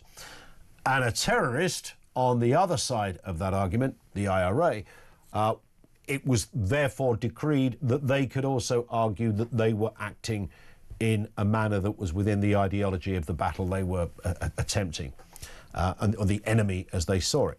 Something is, I'm putting it crudely, but it's the soldiers that were not acting within that framework, I guess. Some people have identified who would have come into contact lethally with civilians, and that's where the trouble starts. But I think when you start to sort of saying, well, who is a good terrorist, who is a bad terrorist, who's a good soldier, who's a bad... In the melee and the fog of war, I don't know how you come to those conclusions. 0344 499 1000. Let's go back to the issue we began with. That was Donald Trump. Pav is in Harrow on this one. Pav, what have you got for us? Afternoon. Good afternoon, Ian. Hi. I almost feel like I'm going to sound like a broken record because every time I come on your show, it's inevitably about trying to balance out Trump. I'm not pro-Trump, I'm not anti. Mm-hmm. But the concerning thing is that people still treat him as a binary. And it continues, and I'm amazed 10 years after he first came to office, I know obviously he didn't come in until 2017, people are still making the same mistake. We need to get away from this idea that this man's going to talk diplomatic language or that he's some great mind or anything else. The man's a narcissist. I've not got a problem with that. But he's effective, and he is American, and he is strongly American, and people can't deny that. Sometimes, Ian, I almost think that there are certain nations who almost wish their system, whether it's here or elsewhere, could allow a similar strong-minded politician who'd put the national interest above everything else, above globalism, above all this namby-pamby word. But unfortunately, for all sorts of reasons, after post-World War II, we don't do that. But here's the thing. One thing that I'm surprised at that people don't understand is invariably when Trump, both in his personal career as well as his political career, when he wants something, he will go in, deliberately exaggerate everything, and demand basically, instead of a planet, the whole solar system. And then when you give him a planet, which is initially what he wanted, he'll be content. His detractors will say, he lost out, but he'll actually have got pretty much what he wanted. Yeah. And this is what I'm astonished about, in particular, when people were banging on across the American networks, suggesting that he was going to that he was going to employ military force. I mean, just look at his period in office, if nothing else. The man hasn't started any new wars, which is obvious. Whether you like him or not, that's a fact. And let's be honest, if he was going to employ military force, with all due respect, what would Greenland have do? Put up a couple of igloos and some dog sleighs and try to protect themselves? He did say he would use military force at one point, and then yesterday rode back on that. But he caveated that by saying, I could go in there essentially and annihilate the place. Yeah, but it's rhetoric. This is the concern that I have, that people turn around and now think that when politicians engage in rhetoric, hyperbole, or other stuff, that they're being literal. You need to look at, not you personally, Ian, you need to look at politicians to see what they're actually doing. And the one thing that I was amazed at, that speech at Davos, I heard most of it, I didn't hear all of it on your show yesterday, that was essentially for domestic consumption. You could tell with the references to Ilhan Omar, the economy. Yep. Let's be honest, what do the rest of the world want to do? So he got his job, his MAGA base, whatever you think of them, whichever side of the divide you're on, will have soaked up what he said and said, look, now he's got this, we've got additional stuff in Greenland, we're hearing now bits coming out suggesting they've got an increased military presence there potentially in the coming years and a better shape. So they will have got tangible gains, and if they haven't, well, that's where the rhetoric comes in for his base.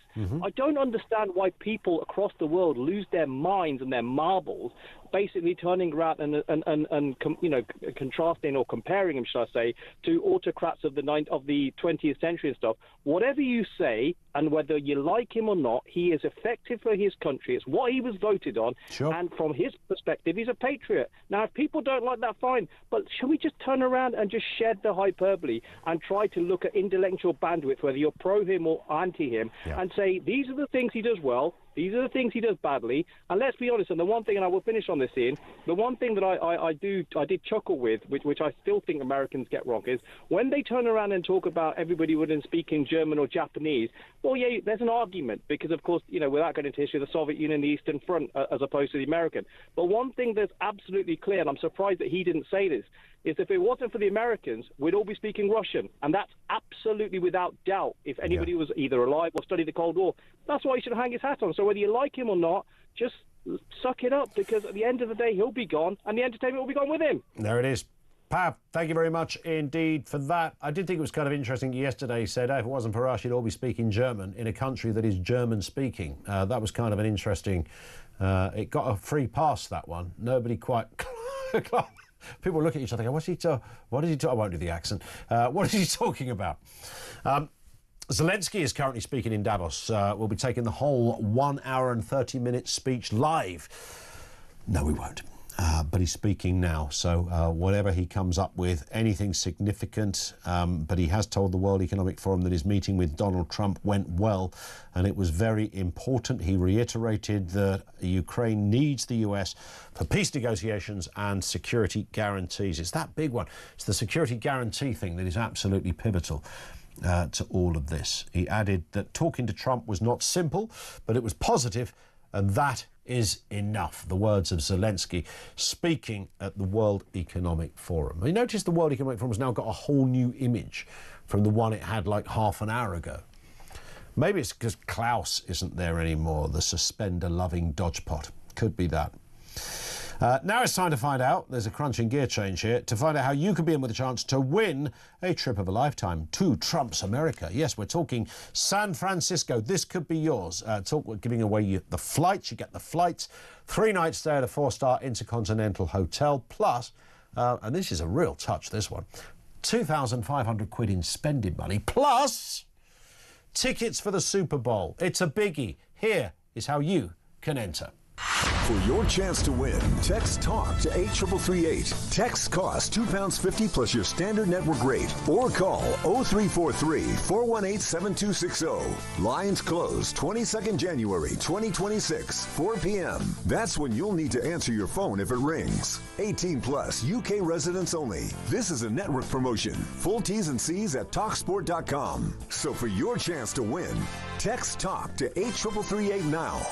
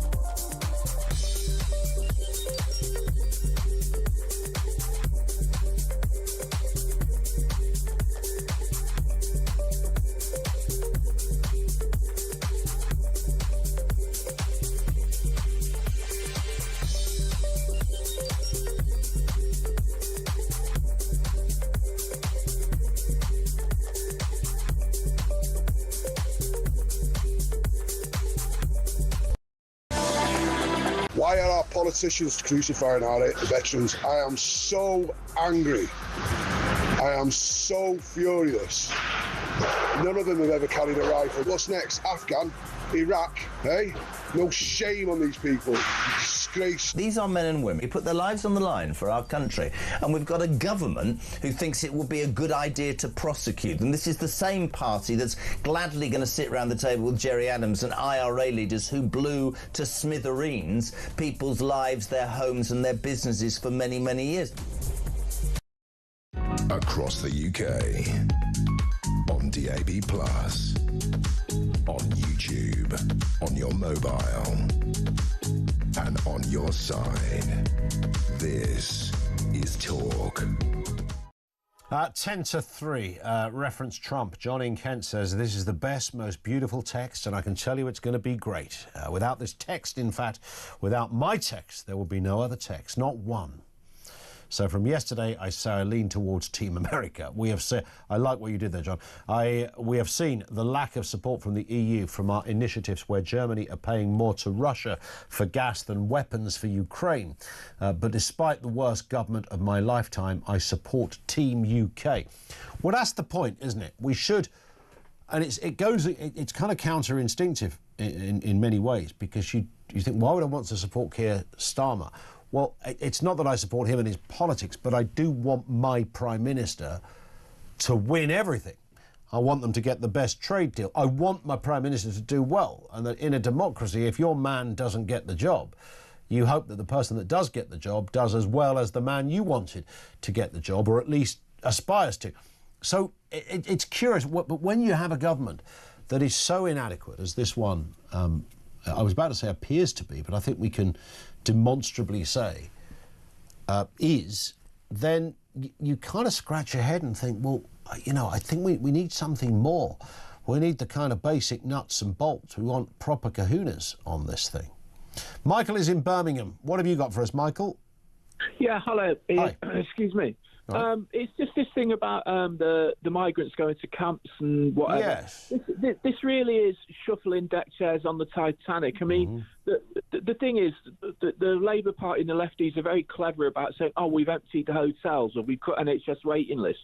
Yeah, you've cut NHS waiting lists by people dying or going to private medicine. You've got people out of hotels by putting them into camps like this.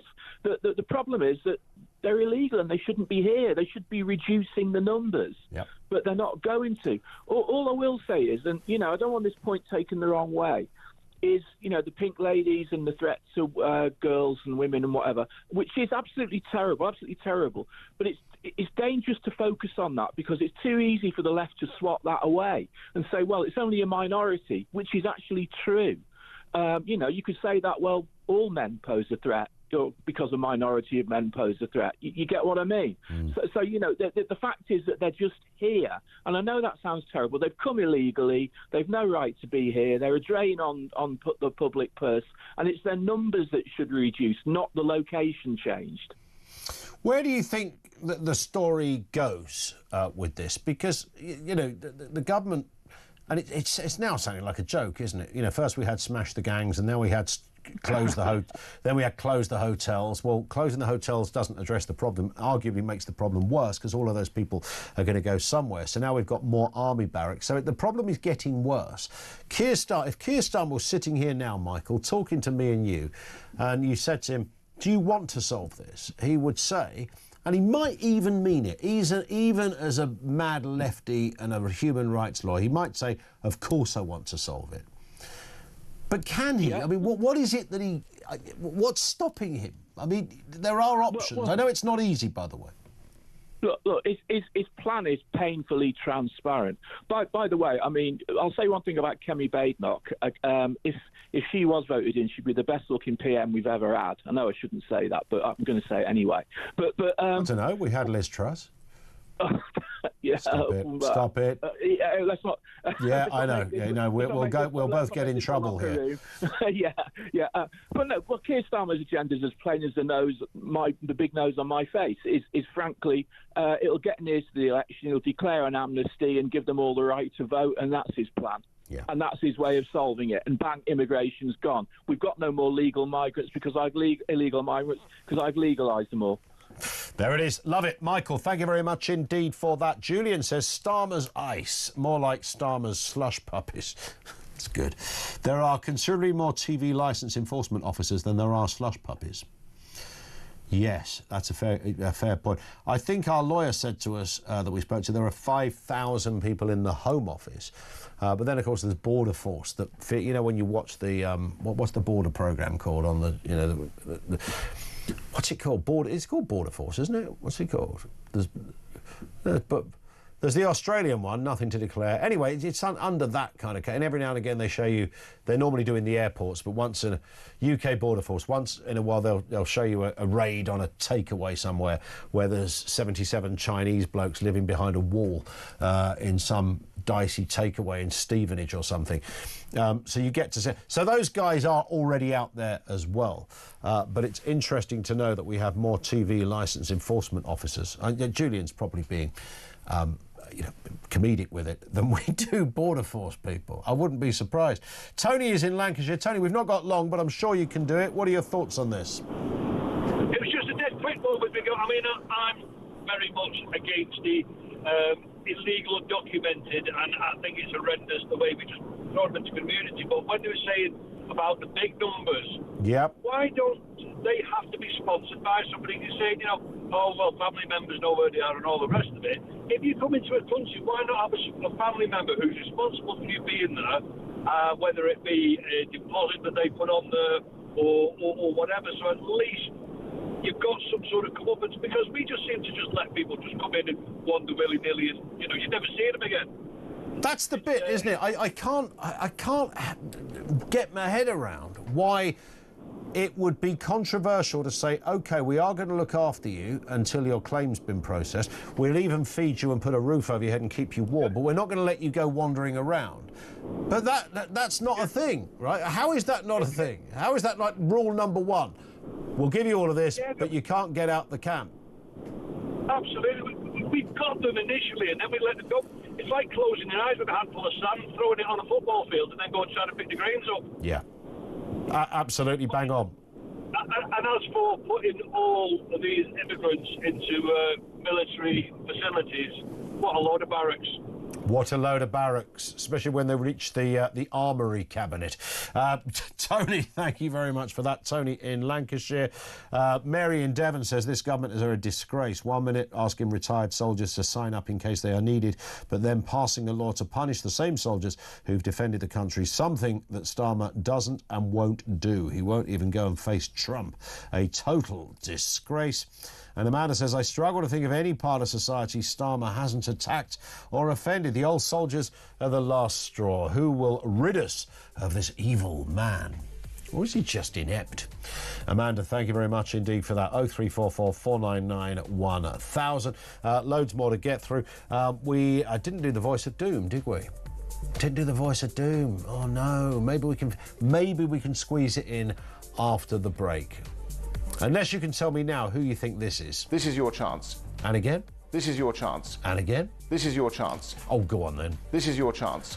87222 if you know.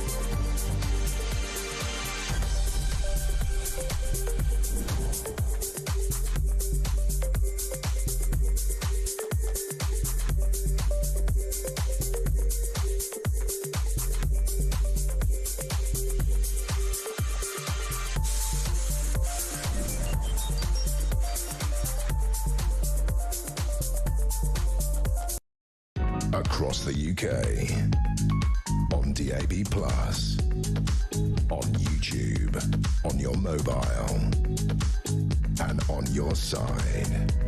This is Talk.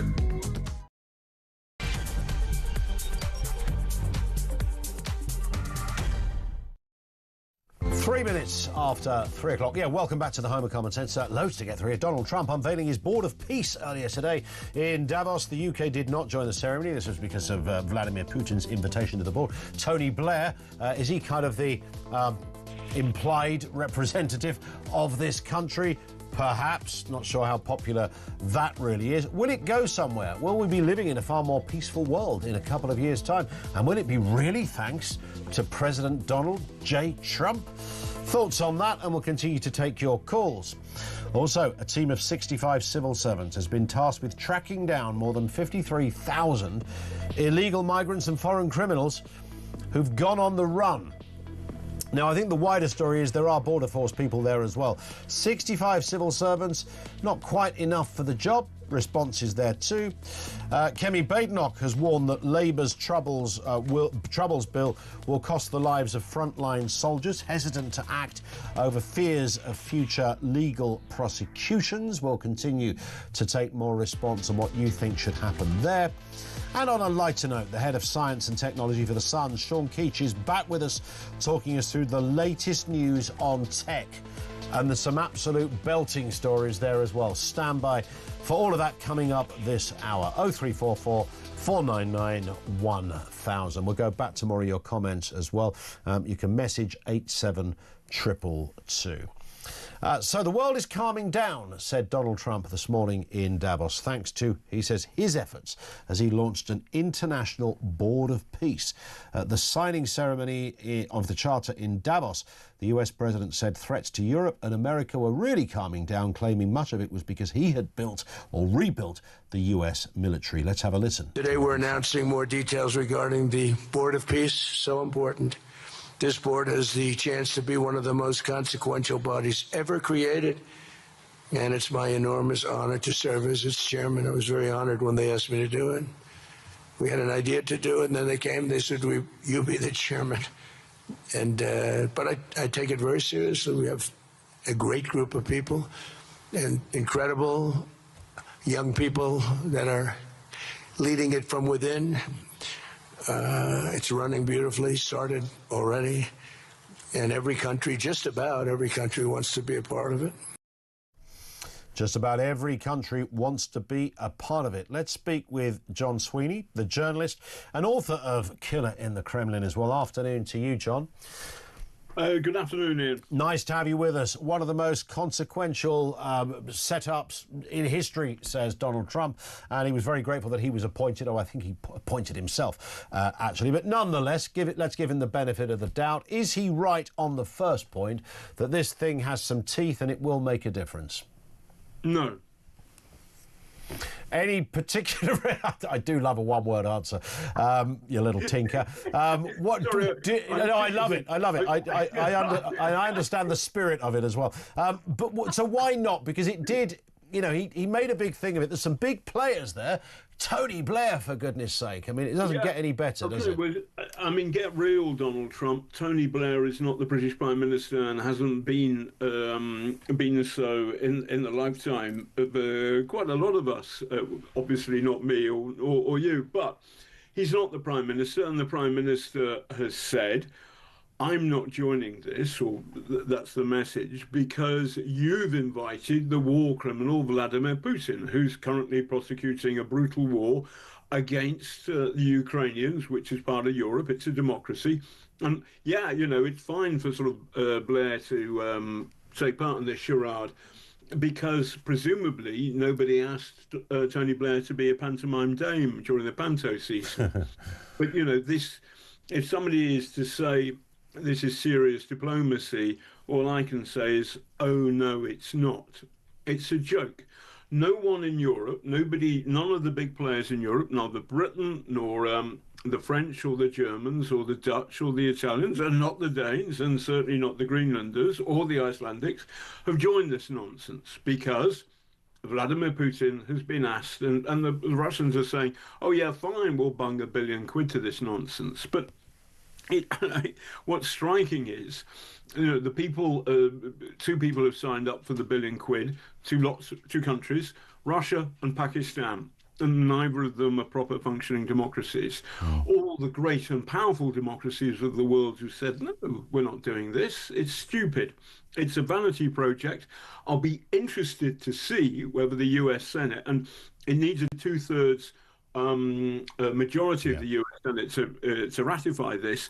And basically that is something like there's 100 people in the Senate, so that's 66 or 67 votes.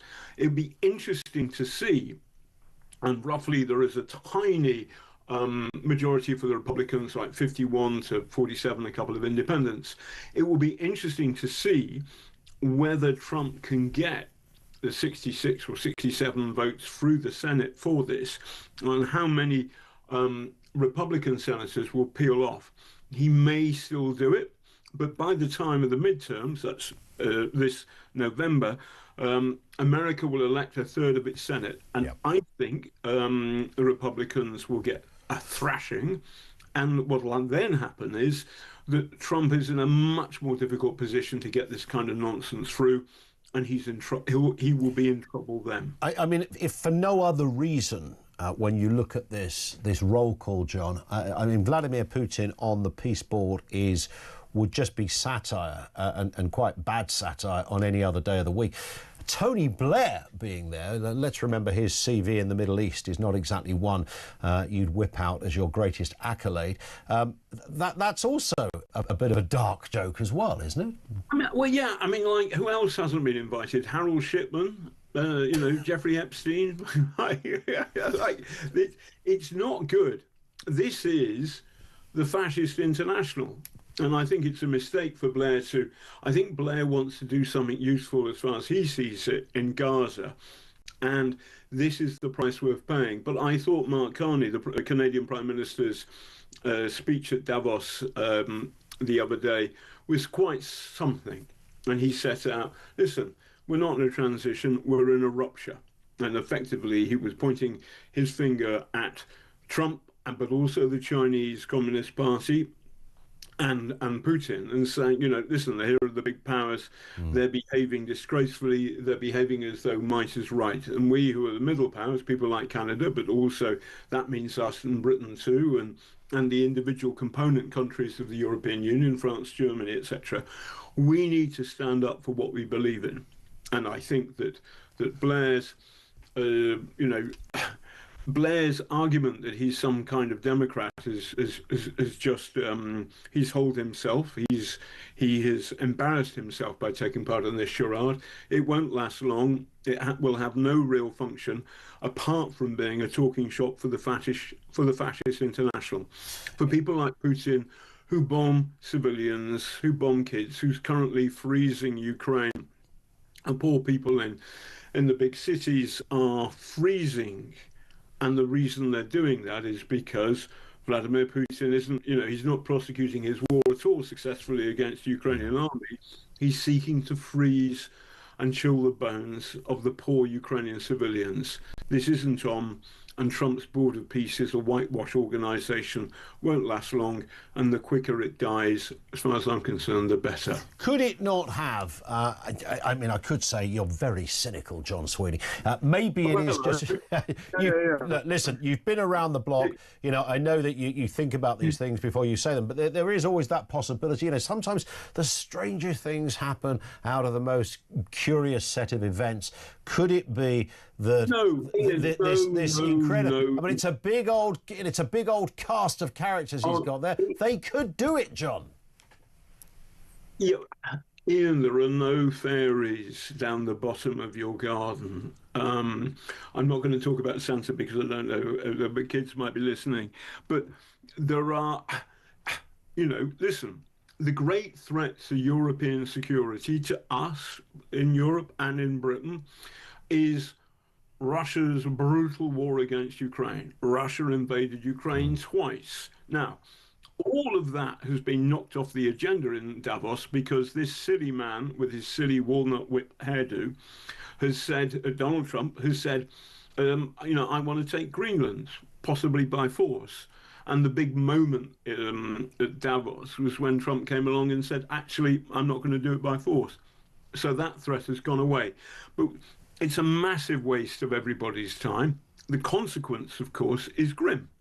What it means is every country in the world who can afford it is going to start thinking about getting their own nuclear weapons, because America's great, guarantee to the world is, we will hold the ring for a civilized, rule of law based order. And with Trump, that's gone out the window. Trump 2, Trump 1 wasn't so bad, but Trump 2, that's gone out the window. And this means the world becomes a much less stable place. He's created this organization because he doesn't like the United Nations, but the whole of democratic Europe and us, the British, and the Ukrainians and the Canadians have said, we're not taking part. Now, I'm pretty sure the Japanese, the Australians, the New Zealanders, and all the other good people around the world who've got a country and a democracy worth defending, they're having nothing to do with this. This is Donald Trump and the Fascist International. It's a disgrace. It has no benefit to any of us who care about Western civilization, the rule of law, democracy, or anything like that. And it's a waste of time. However, it helps the dictators. It helps China and Russia say, oh, look, Russia's being, Russia's invited back into the Commonwealth, if you like, of civilized countries. No, it's not. Russia is a disgrace. Its dictator is a fascist, and Trump should not have invited him onto his silly board of peace. And it ends there. The fact that he's got a bit of kind of political crumpet, Tony Blair strutting his stuff, doesn't matter. It's nonsense. I'll put you down as an undecided, shall I, John? Listen, always good to talk. Thank you, John Sweeney, the journalist and the author, with us on the programme. Thank you to him. Over to you, 0344 499 1000. I mean, he did say, look, inviting Vladimir Putin is just a bit weird when the most high-profile geopolitical war and battle that is going on is right on our doorstep, and it's Russia invading Ukraine. So let's invite one of the invaders to sit on the panel. I sort of half... they always talk about meeting your enemies, and at some point you have to sit around the table with these people. That's the way all wars end, where you sit around the table. Not sure this is the right way to sit around the table. So I get that bit. But actually, it is true that when you think about it, if you look at who's on the board, there is no UK, there is no France, there is no Germany. Largely, I think, because they recognise that Vladimir Putin being there is not even something you can hold your nose at. But perhaps there might be others who are a bit, concerned about Tony Blair being there, for goodness sake. I would argue, and people will forever have their own thoughts on the Iraq war and this country's very high-profile inclusion within that, and, of course, Afghanistan. But, look, rightly or wrongly, Blair is seen as a warmonger by a significant amount of people, and you can't circumnavigate that one, right? 0344 499 1000. At the very least, you'd think at the interview process that might, when they're going through, should you be on the board of peace, and they got to the bit on your CV where it says you invaded Iraq, that might be the point when they go, there's a little jarring issue with, with that incident over there in Baghdad and beyond. It might be. Dan's in Portsmouth on this point. Dan, what do you think? Yeah, I just wanted to jump back to a point you were making earlier. You said that you ultimately, whether you like him or not, you want your Prime Minister to succeed. And I would absolutely categorically argue that point. I want him to fail as badly and as miserably as possible, because when you need to get bad stuff done, when you need stuff getting done, yeah, it's for the bad, for the temporary bad and ill of the country. I get that, but he's got to go, and they've got to go, and the whole country's got to remember how bad they were. And the only way that happens is if he doesn't succeed at anything. That's very true. But what if he became? No, I get. Look, instinctively, I get that as well, Dan. That's how I feel. That's the kind of stuff that keeps me awake at night. Precisely what you've said. But then there's another part that thinks, well, hang on. Do we? I mean, what if he came good? I don't think he will, by the way. But what if suddenly stuff turned around? Do we then say that ship sailed? Well, I think you might be right. Sailed. That ship sailed. But do you want more failure for the next 2 years? I want absolutely. Listen, we're already in it. We're already up to our necks in it, right? And maybe I talk from a point of I'm a bit lucky. I'm reasonably well at heel. I can insulate myself against it. I take the hits. I take, everything affects me, but not maybe as much as some people. Yep. But no, I want him to fail so badly, and if it damages the country a bit, so be it. Because the good will be, they'll never get anywhere near power again. People will learn their lesson, and he's proven the morality of the man. He's a mouse. He's a weasel, and I don't want him to have an inch of success. And I will take it on the chin on his behalf. Tell me this, Dan. Do you think? I'd never really thought about this before, but when you think of the image of the Conservative Party at the end of their last term, do you think the image now of the Labour Party is as bad or worse than the image we had of the Tory Party? So much worse. So much worse, in my opinion, because look, the Tories betrayed us. I was a lifelong Tory voter. I would never, ever vote for him again. We need a political revolution in this country. The whole system needs to change from top to bottom. So no, I think they are worse. I think they're worse because the Tories were sleazy and sly, and they bent the rules and they changed their policies, and they did it knowing what they were doing. This lot, they're worse because they don't know what they're doing. If I upset somebody or offend someone, I pretty much always have meant to do it. That's far better than some balloon who wanders around upsetting everyone everywhere they go, and they didn't even know they were doing it. No, this lot are far worse. They're calamitous. They've got to go, and he is a weasel, and he's got to go, and he's got to fail at the highest level. Yeah, calamitous is a great word on this. Listen, Dan, love it. Great passion from Dan in Portsmouth. Thoughts on that? 0344 499 1000. Thoughts on what John Sweeney said about the Board of Peace? Thinks it's a non-starter, essentially, full of fascists. Lines are open on that. 3:20. This is Talk. Do we have one quick listen to the Voice of Doom? Should we do the Voice of Doom now? OK, have a quick listen. This is the voice you've got to identify. This is your chance. And again? This is your chance. But not again. This is your chance. I said not again. This is your chance. All right. 87222. You've got like 2 minutes if you think you know who that might be. This is Talk.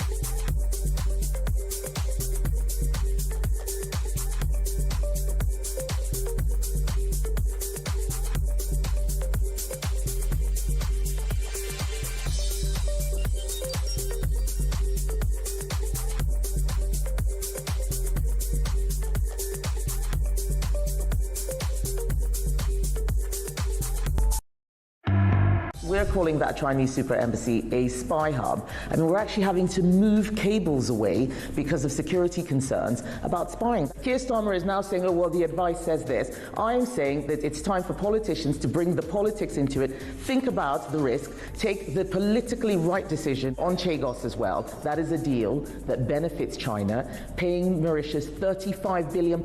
That's money that should go into real defense to keep, to keep territory we already own, but surrender the sovereignty of it. That's completely wrong.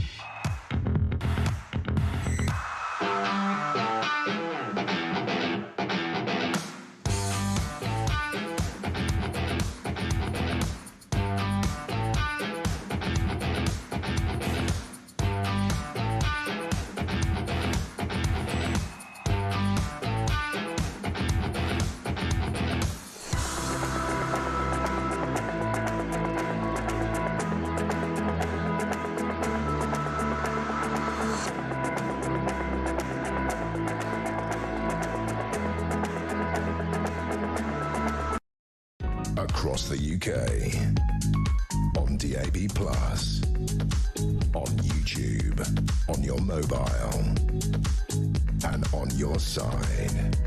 This is Talk. This is Talk. Let's do the voice of doom. Have we got a winner on the mystery voice? It's always political for the uninitiated. Right wing, left wing, dead or alive, young, old, could be anybody. Here's the voice. This is your chance. Who is that? These are some of the guesses. Stephen Kinnock, no. Johnny Mercer, no. Robert Jenrick, it is not. Boris Johnson, no. Dennis Skinner, no. Jared O'Mara, no. I remember Jared O'Mara. Ian Blackford, no. Nigel Farage, definitely not. Michael Heseltine, no. Let's hear it again, Sam. This is your chance. It does. Somebody said Rupert Lowe the other day, didn't they? It does sound a bit like Rupert Lowe. I can get that. It's none of those. We haven't got a winner. It means it rolls over to tomorrow for day 3. I bet you can't wait. Back to your calls. Steve is in Leeds. What have you got, Steve? Afternoon to you. Afternoon, Ian. I was Hiya. just listening to John Sweeney, and I've never heard on Talk somebody who's supposed to be intelligent talk so much rubbish. He had a bit of a And downer on it, explained didn't he? Yeah, well, listen, if he was there in the 1990s with Tony Blair and John Major, we'd still have a conflict in Ireland because he'd hate the IRA so much. You've got to talk to the combatants to solve and create a peace. President Trump had to talk to Hamas to solve the problem in Gaza. I personally wouldn't want to talk to them. President Trump is the only person so far that's got Putin around the table to talk about some kind of peace in Europe. You know, you have to engage with these people. Unless they're talking to you, you can't solve the problem. So perhaps having these dictators on this panel gives you an avenue to access them and say, look, what you're doing is wrong. And maybe, like he did in Pakistan with India, he solved that conflict, even though the leader of Pakistan is not a nice person. But we in Europe, Ian, just quickly, we've gone to bed with China. This is a country that invaded Tibet, and we did nothing. They've got the Uyghurs, they're doing nothing. Organ harvesting, slave labour, and yet we're running over there to cosy up to them. And and it is. Yeah, you're absolutely. It's a massively confused picture, isn't it? Who do we break bread with? Who do we not? Even reluctantly, who do we do it with? I think with the Putin thing, the sense is nobody had a problem with Trump meeting Putin. When they did that big meet in Alaska, that was fine. And if they meet again, that is fine. Putting him on the board of peace is the bit that many people sense, Steve, is a step too far. Well, maybe that's the reward that Putin wants in world history, a legacy from Trump in order to do the peace in, Ukraine. Maybe that's part of he wants a legacy to say, look at me, I'm the Russian leader, but I'm on the board. Maybe whatever you've got to do to get the peace, like we did in Northern Ireland, where we gave all the IRA terrorists a free ride, a free pass. To get the peace done, what's important is the peace. All the politics around it don't matter. And look at the amount of noses that had to be held when the Belfast Agreement, the Good Friday Agreement happened. I mean, it was unbelievable, and there are still people feeling very bruised about that, but they kind of understood why. And you're right about sitting down. Do you remember when Tony Blair went and met Gaddafi? Do you remember that? Yeah, I do. Everybody jumped up and down. How can you talk to this? Well, unless you talk to these dictators, how do you solve the problem of them being dictators? You can do what we did in Iraq. You can bomb them out of existence and look at the mess then. So maybe the president's learnt a lesson. Bombing people out of existence doesn't solve the problem. It creates another. You've got to deal with the hand in front of you. So maybe getting rid of Putin, which we'd all love, will create a bigger problem in Russia. So you know what? Let's try and deal with the guy that's there. Maybe, and maybe Putin will decline this invitation anyway. I don't know whether that makes any difference. I think it's the fact that he was invited has upset some of the people. But you're right. Steve, I hear you. Thank you for that. How far do you go with that? President Xi of China, would he be on there? Why is Japan not on this board? Australia, New Zealand, they're not sitting there either. Trump supporters and non-Trump supporters responding to this. This comes from Margaret in Birmingham. Ian, 100% Team America. That was the question. Team Europe or Team America? It's a kind of follow-on from yesterday where we were interrupted in the show because Donald Trump himself gave a very long speech, and it was fascinating stuff. To that question, Margaret says 100% Team America. President Donald Trump, when he got into office, did what he said he would and puts America first and the people first. We salute you, Mr. President. Can we please borrow you?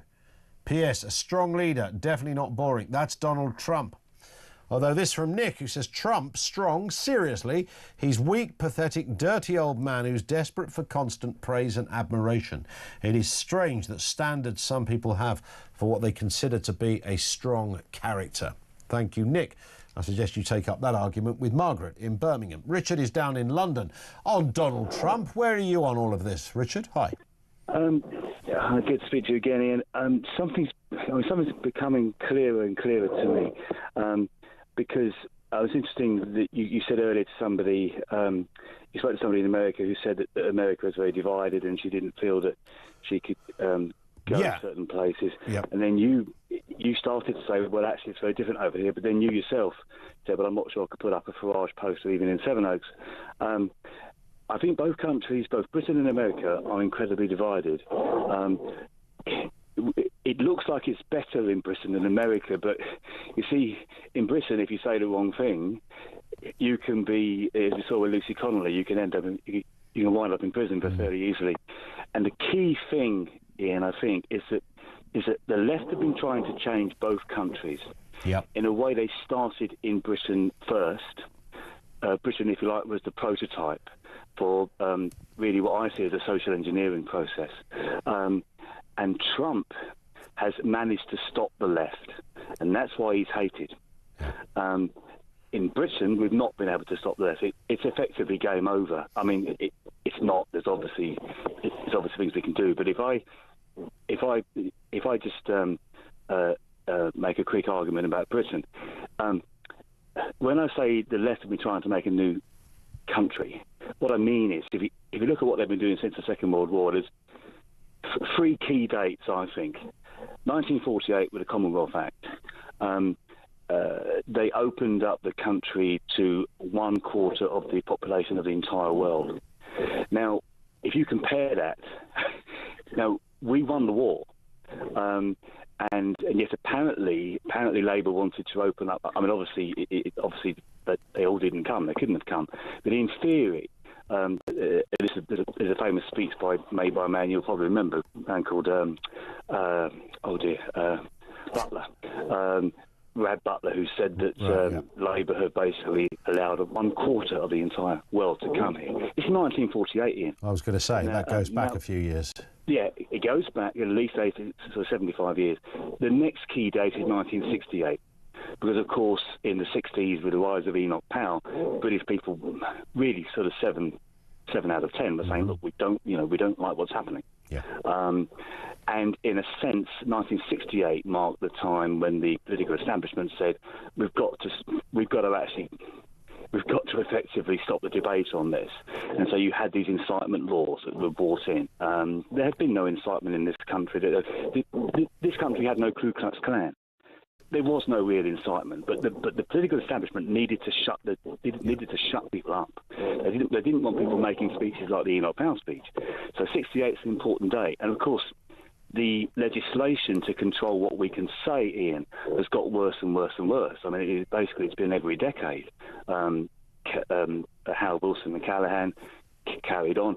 Thatcher actually introduced some, the woman who came to power saying that she thought Britain has been swamped by alien cultures, passed the 1986 legislation saying that you can be sent to prison for so-called stirring things up. No, I mean, think of the irony, Ian. Thatcher was the ultimate stirrer. But anyway, so it's the second key date, 68. And I think the third key date is around 1998, when Labour passed the Human Rights Act. This is Blair. This, in a sense, was the kind of... Well, they enshrined it into the Supreme Court and British law, right? It was already there, but you had to travel around the world to make it happen. Yes. Now, one thing I forgot to say. Thatcher actually stopped immigration in sort of late 1980s, late 1980s. She actually stopped it. Labour wanted to completely go back to 1948. They effectively, Ian, opened the door to as many people as possible. Now, this is how the left have tried to change the country. We've not been able to stop the left in Britain. And although the battle is still there to be fought... Well, the left put things in place that are very hard to remove even when they're not in government. And there's the, that's part of the technique, if you like. And they've done it not under the light of a silvery moon, but in broad daylight. I've got to stop there, Richard, because we've well overshot the clock. But there's some brilliant, interesting points of debate in that, and particularly those significant dates and how Richard has crunched the numbers on that. 03444991000. Sean Keach, head of science at The Sun, is with us in a couple of moments' time to talk tech. We've got Elon Musk's Starlink. Are you already signed up to his internet providing capabilities? YouTube is on the list as well. Stand by for that. And Lego gets a mention too. Lines are open. This is Talk.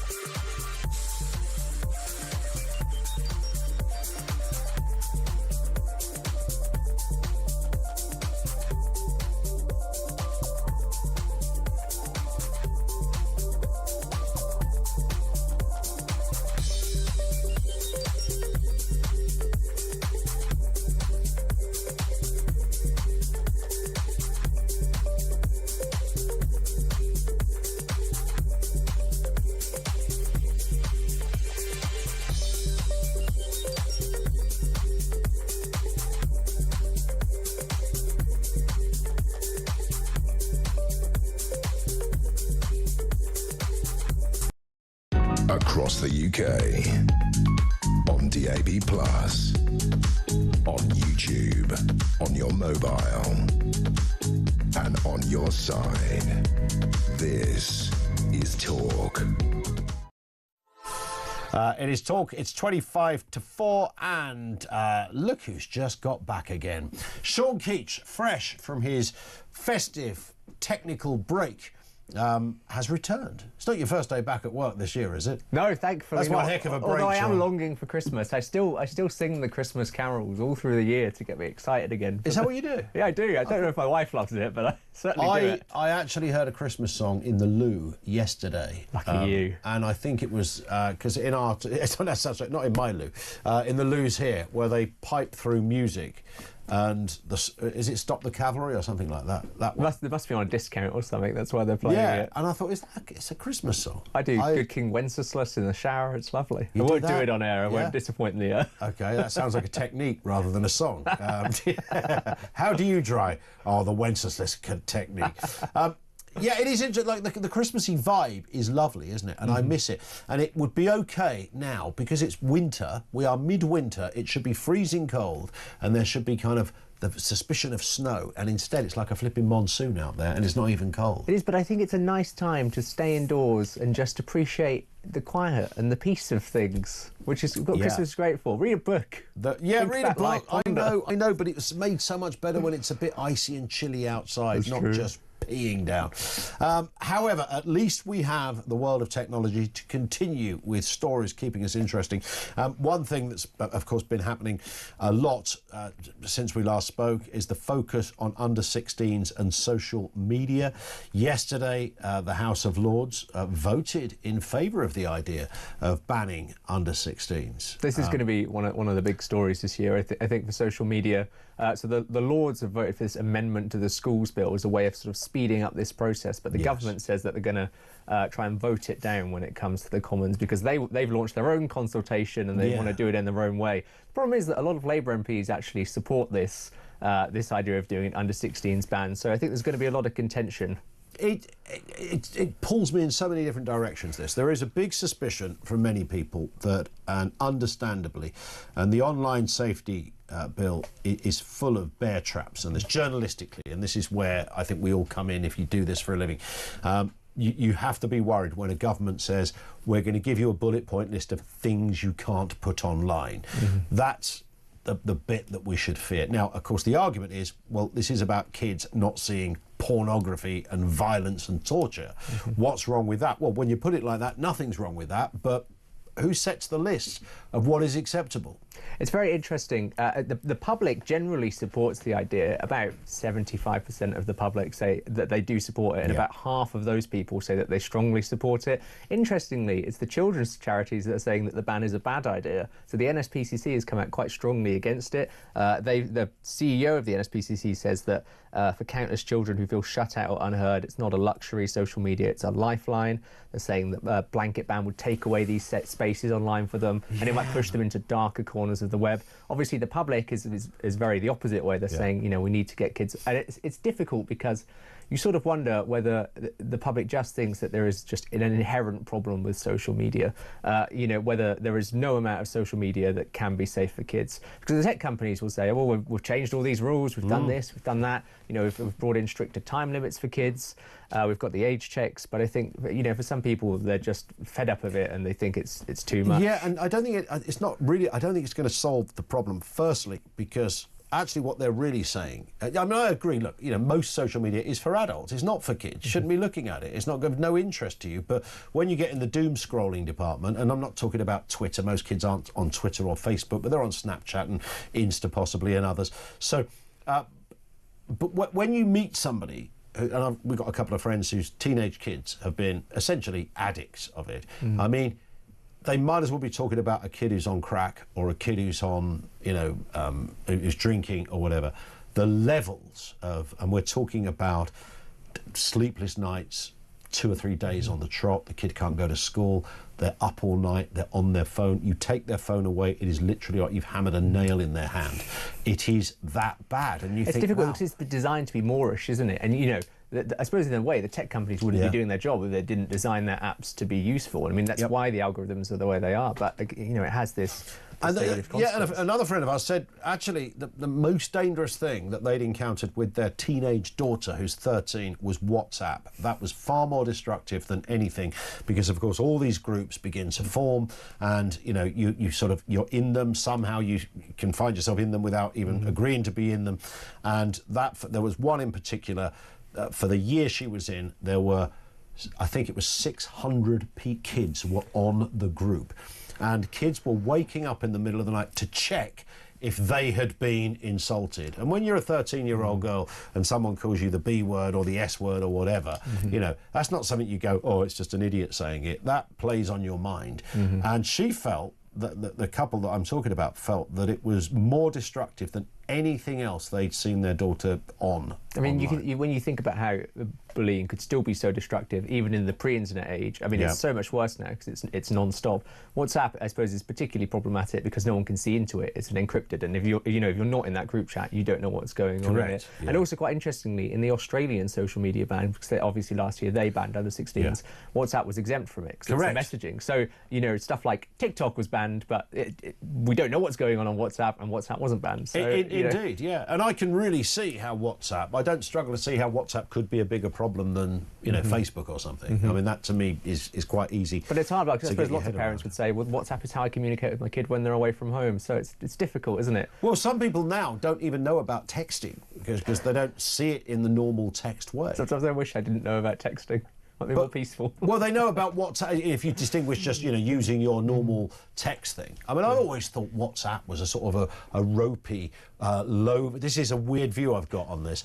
A ropey, low-grade version of your text.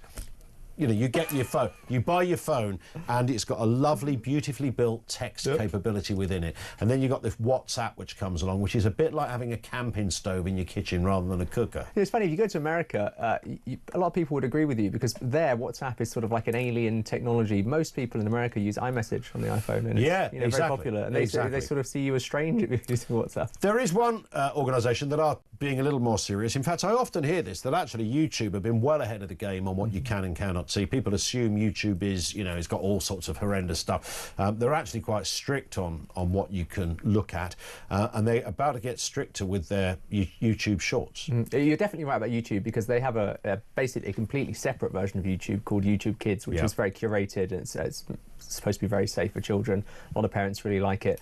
But YouTube has brought out new parental controls, and one of them is that you can now set very specific time limits for YouTube Shorts, which is basically their version of TikTok or Instagram Reels. So the short form vertical video, you sort of scroll for 3 hours and you're like, oh God, what have I done?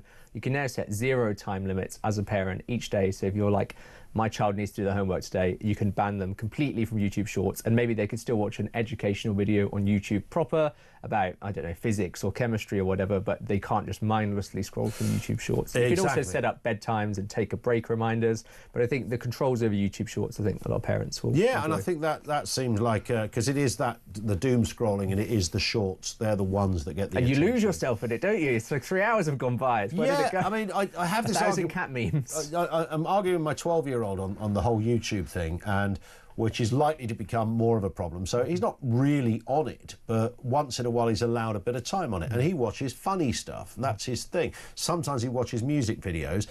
Now, when you put it like that, you go, that's fine.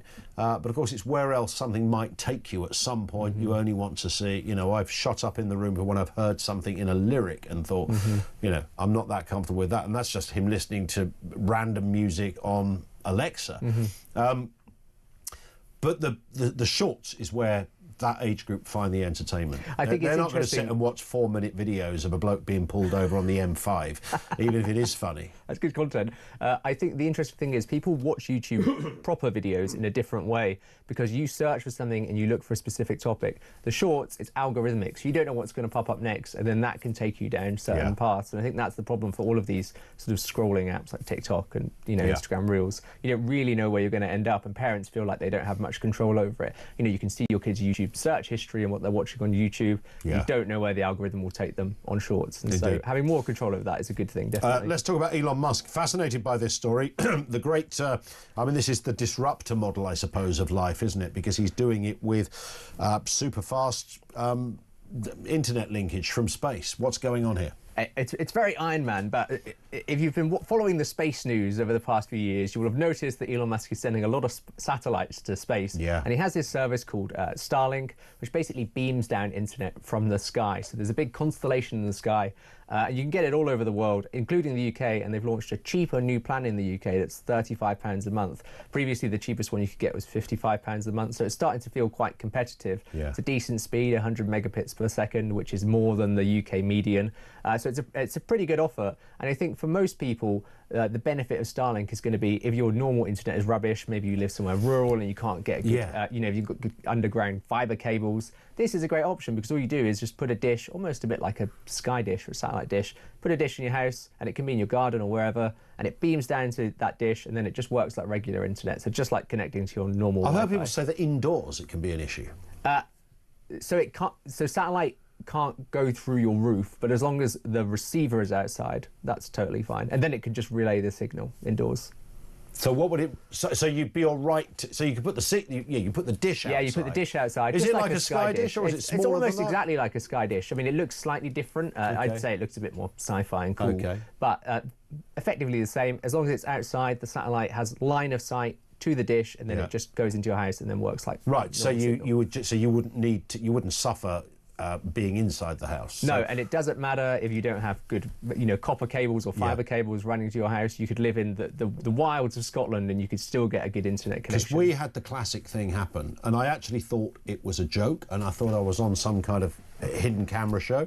Not just me, but me and about 5 other houses, where there's a long road, and they start doing the super fast broadband, and that's when you see there's a little hole outside each house, isn't there, when they're doing it, because each house is individually serviced for this, as well as anything else they've got to do. So they go down that end of the road, and then they start the other end of the road, and the idea is they meet in the middle where we live, but they didn't meet in the middle, they stopped. And there's about 5 houses. I think we're in a clunky bit of ground, which probably was the reasoning, and we literally didn't get it. So with this, it wouldn't matter, would it? Because we'd be taking it from the sky. Wouldn't matter at all, and you don't need to dig anything up. And you know, it's a brilliant service.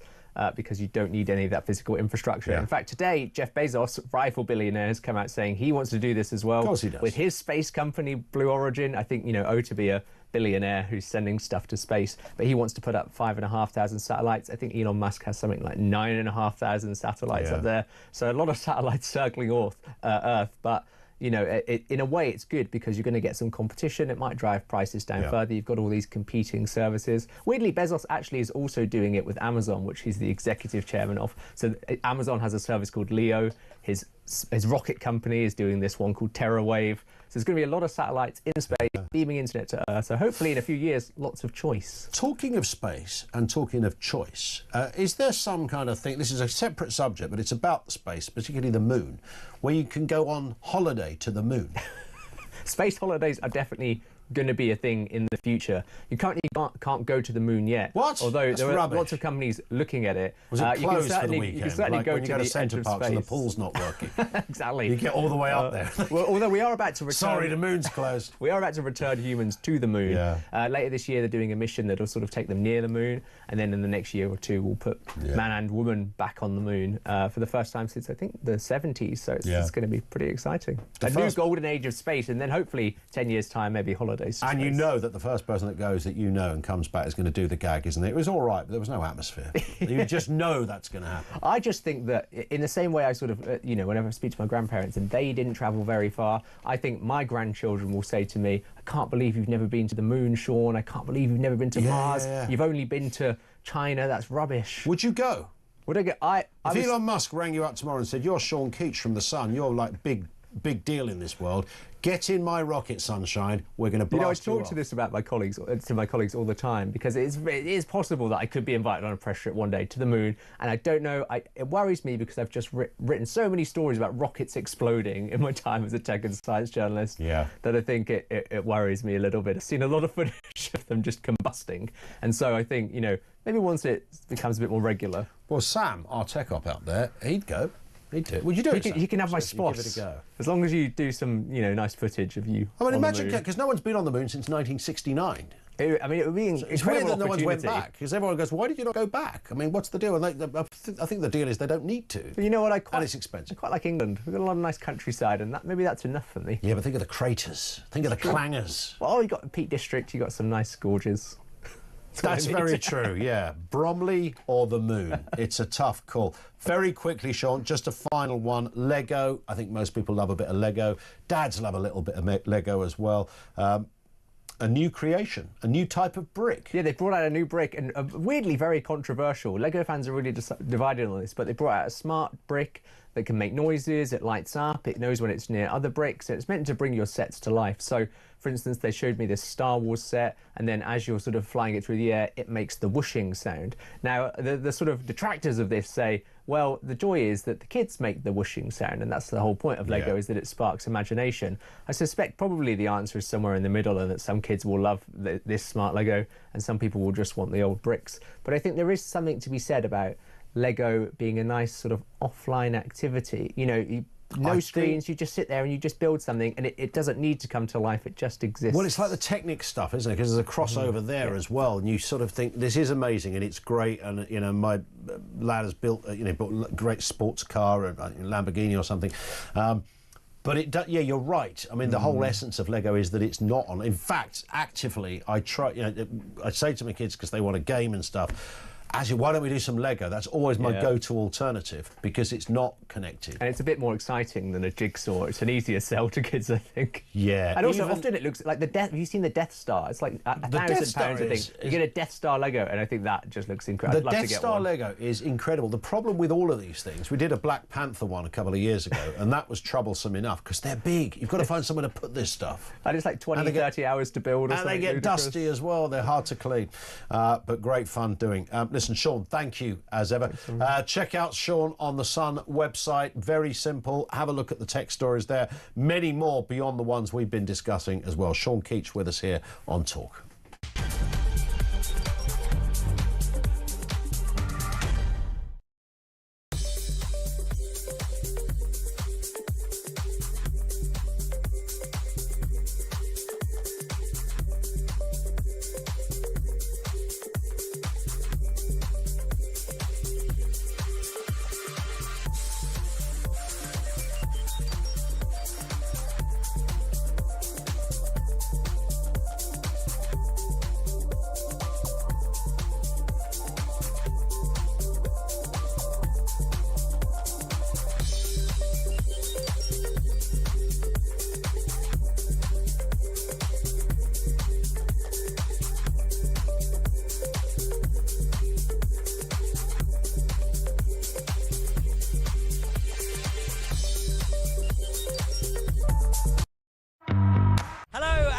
Welcome to Down the Local, the show that goes from pub to pub across the country, speaking to the punters about the subjects driving us all nuts at the moment. That's Rachel Reeves, Rachel Thieves, Rachel McCounts. I don't really know Meghan Markle. I know Meghan Markle's from Suits, and that's about it. I don't know about anyone else, and I don't know where this is going. I have 0% beers, and I feel raising the flag, I think, is symptomatic of this desperation. Is public transport good value for money?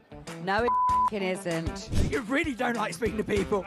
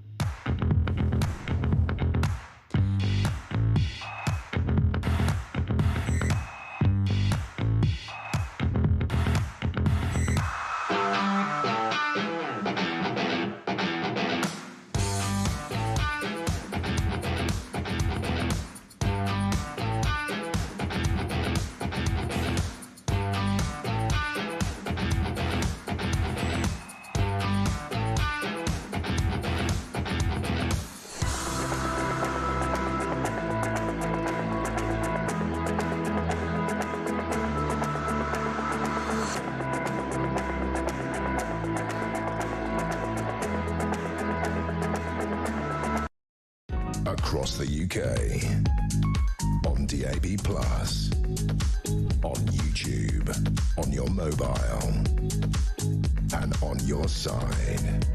This is Talk.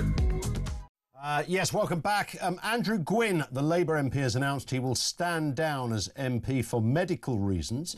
Now, that ordinarily, that's a big story. If a constituency MP stands down, means by-election and all the rest of it. But what makes this most interesting, it paves the way for the Greater Manchester Mayor, Andy Burnham, to potentially run in a by-election. This is Gorton and Denton, the constituency. Now, if he runs in the by-election and wins, he's back in Westminster, and of course the rest, as you know. Would that make a difference to you if the Labour Party was run by Andy Burnham?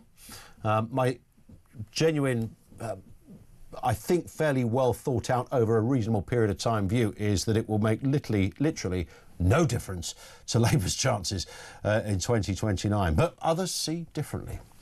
And of course in Labour, because of the way they've got their rules and regs, it's not a straight case of just going, we'll get rid of Keir and put him in there. There's other systems you have to go through. And of course the May elections are looming. They're only 15 weeks, I think it's 15 weeks now away. Robert's in Hertfordshire. What have you got for us, Robert? Afternoon to you. We've not got long, but I know you can do it. Well, a quick history lesson. I've got a son who's in his 40s, and him, like a lot of other people, have got no idea about the war and what was done in the war because it wasn't taught to them. Mm-hmm. And when there's a war film on the telly, I have to explain to him. Anyway, yeah. He sat and watched last night. There's a fantastic Netflix series just come on, and he knows a lot more about it. What's it called? But what I want to say to your listeners, and what I want to say to your viewers is, people keep saying about we haven't got a special relationship with America. Listen, we had a special relationship that got us into an illegal war with Blair and Bush. That was a special relationship. We had a special relationship with France when we liberated them twice. And then they're treating. But we had a special relationship between, with Thatcher and Reagan. That was perhaps a very different feel. Yeah, and we had a special relationship with Poland. Don't forget that Poland's the reason we got into World War II. Sure. Yeah, and people just don't remember. No, I get it. What was this programme called, Robert? I think it's World War II in colour. Okay. It's only just come on. I think it's six 45-minute episodes. I've not seen it yet. Yeah. But he was amazed. Because he don't know nothing about the war because they didn't teach him. Yeah, and it is interesting, isn't it? When it's great to learn stuff, and certainly learn stuff that to this day, the ramifications of which are still felt in many ways, positive as well as anything else. Robert, I've got to move. Great call. Thank you. Peter Cardwell, good afternoon.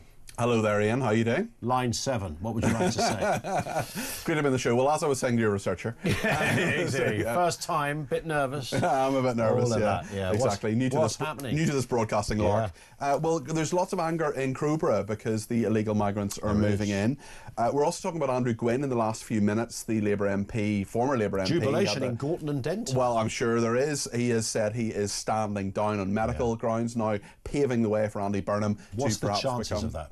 Well, it's close. The bookies' odds and the polling is very close between Reform UK and Labour. Now, Reform UK will throw absolutely everything at this. They'll have quite a high-profile candidate, I would imagine. Maybe someone like Zia Youssef. It'll be really interesting to see what Patrick Diamond, former Labour advisor, and I think probably the best analyst of this stuff, is actually coming up. That's super.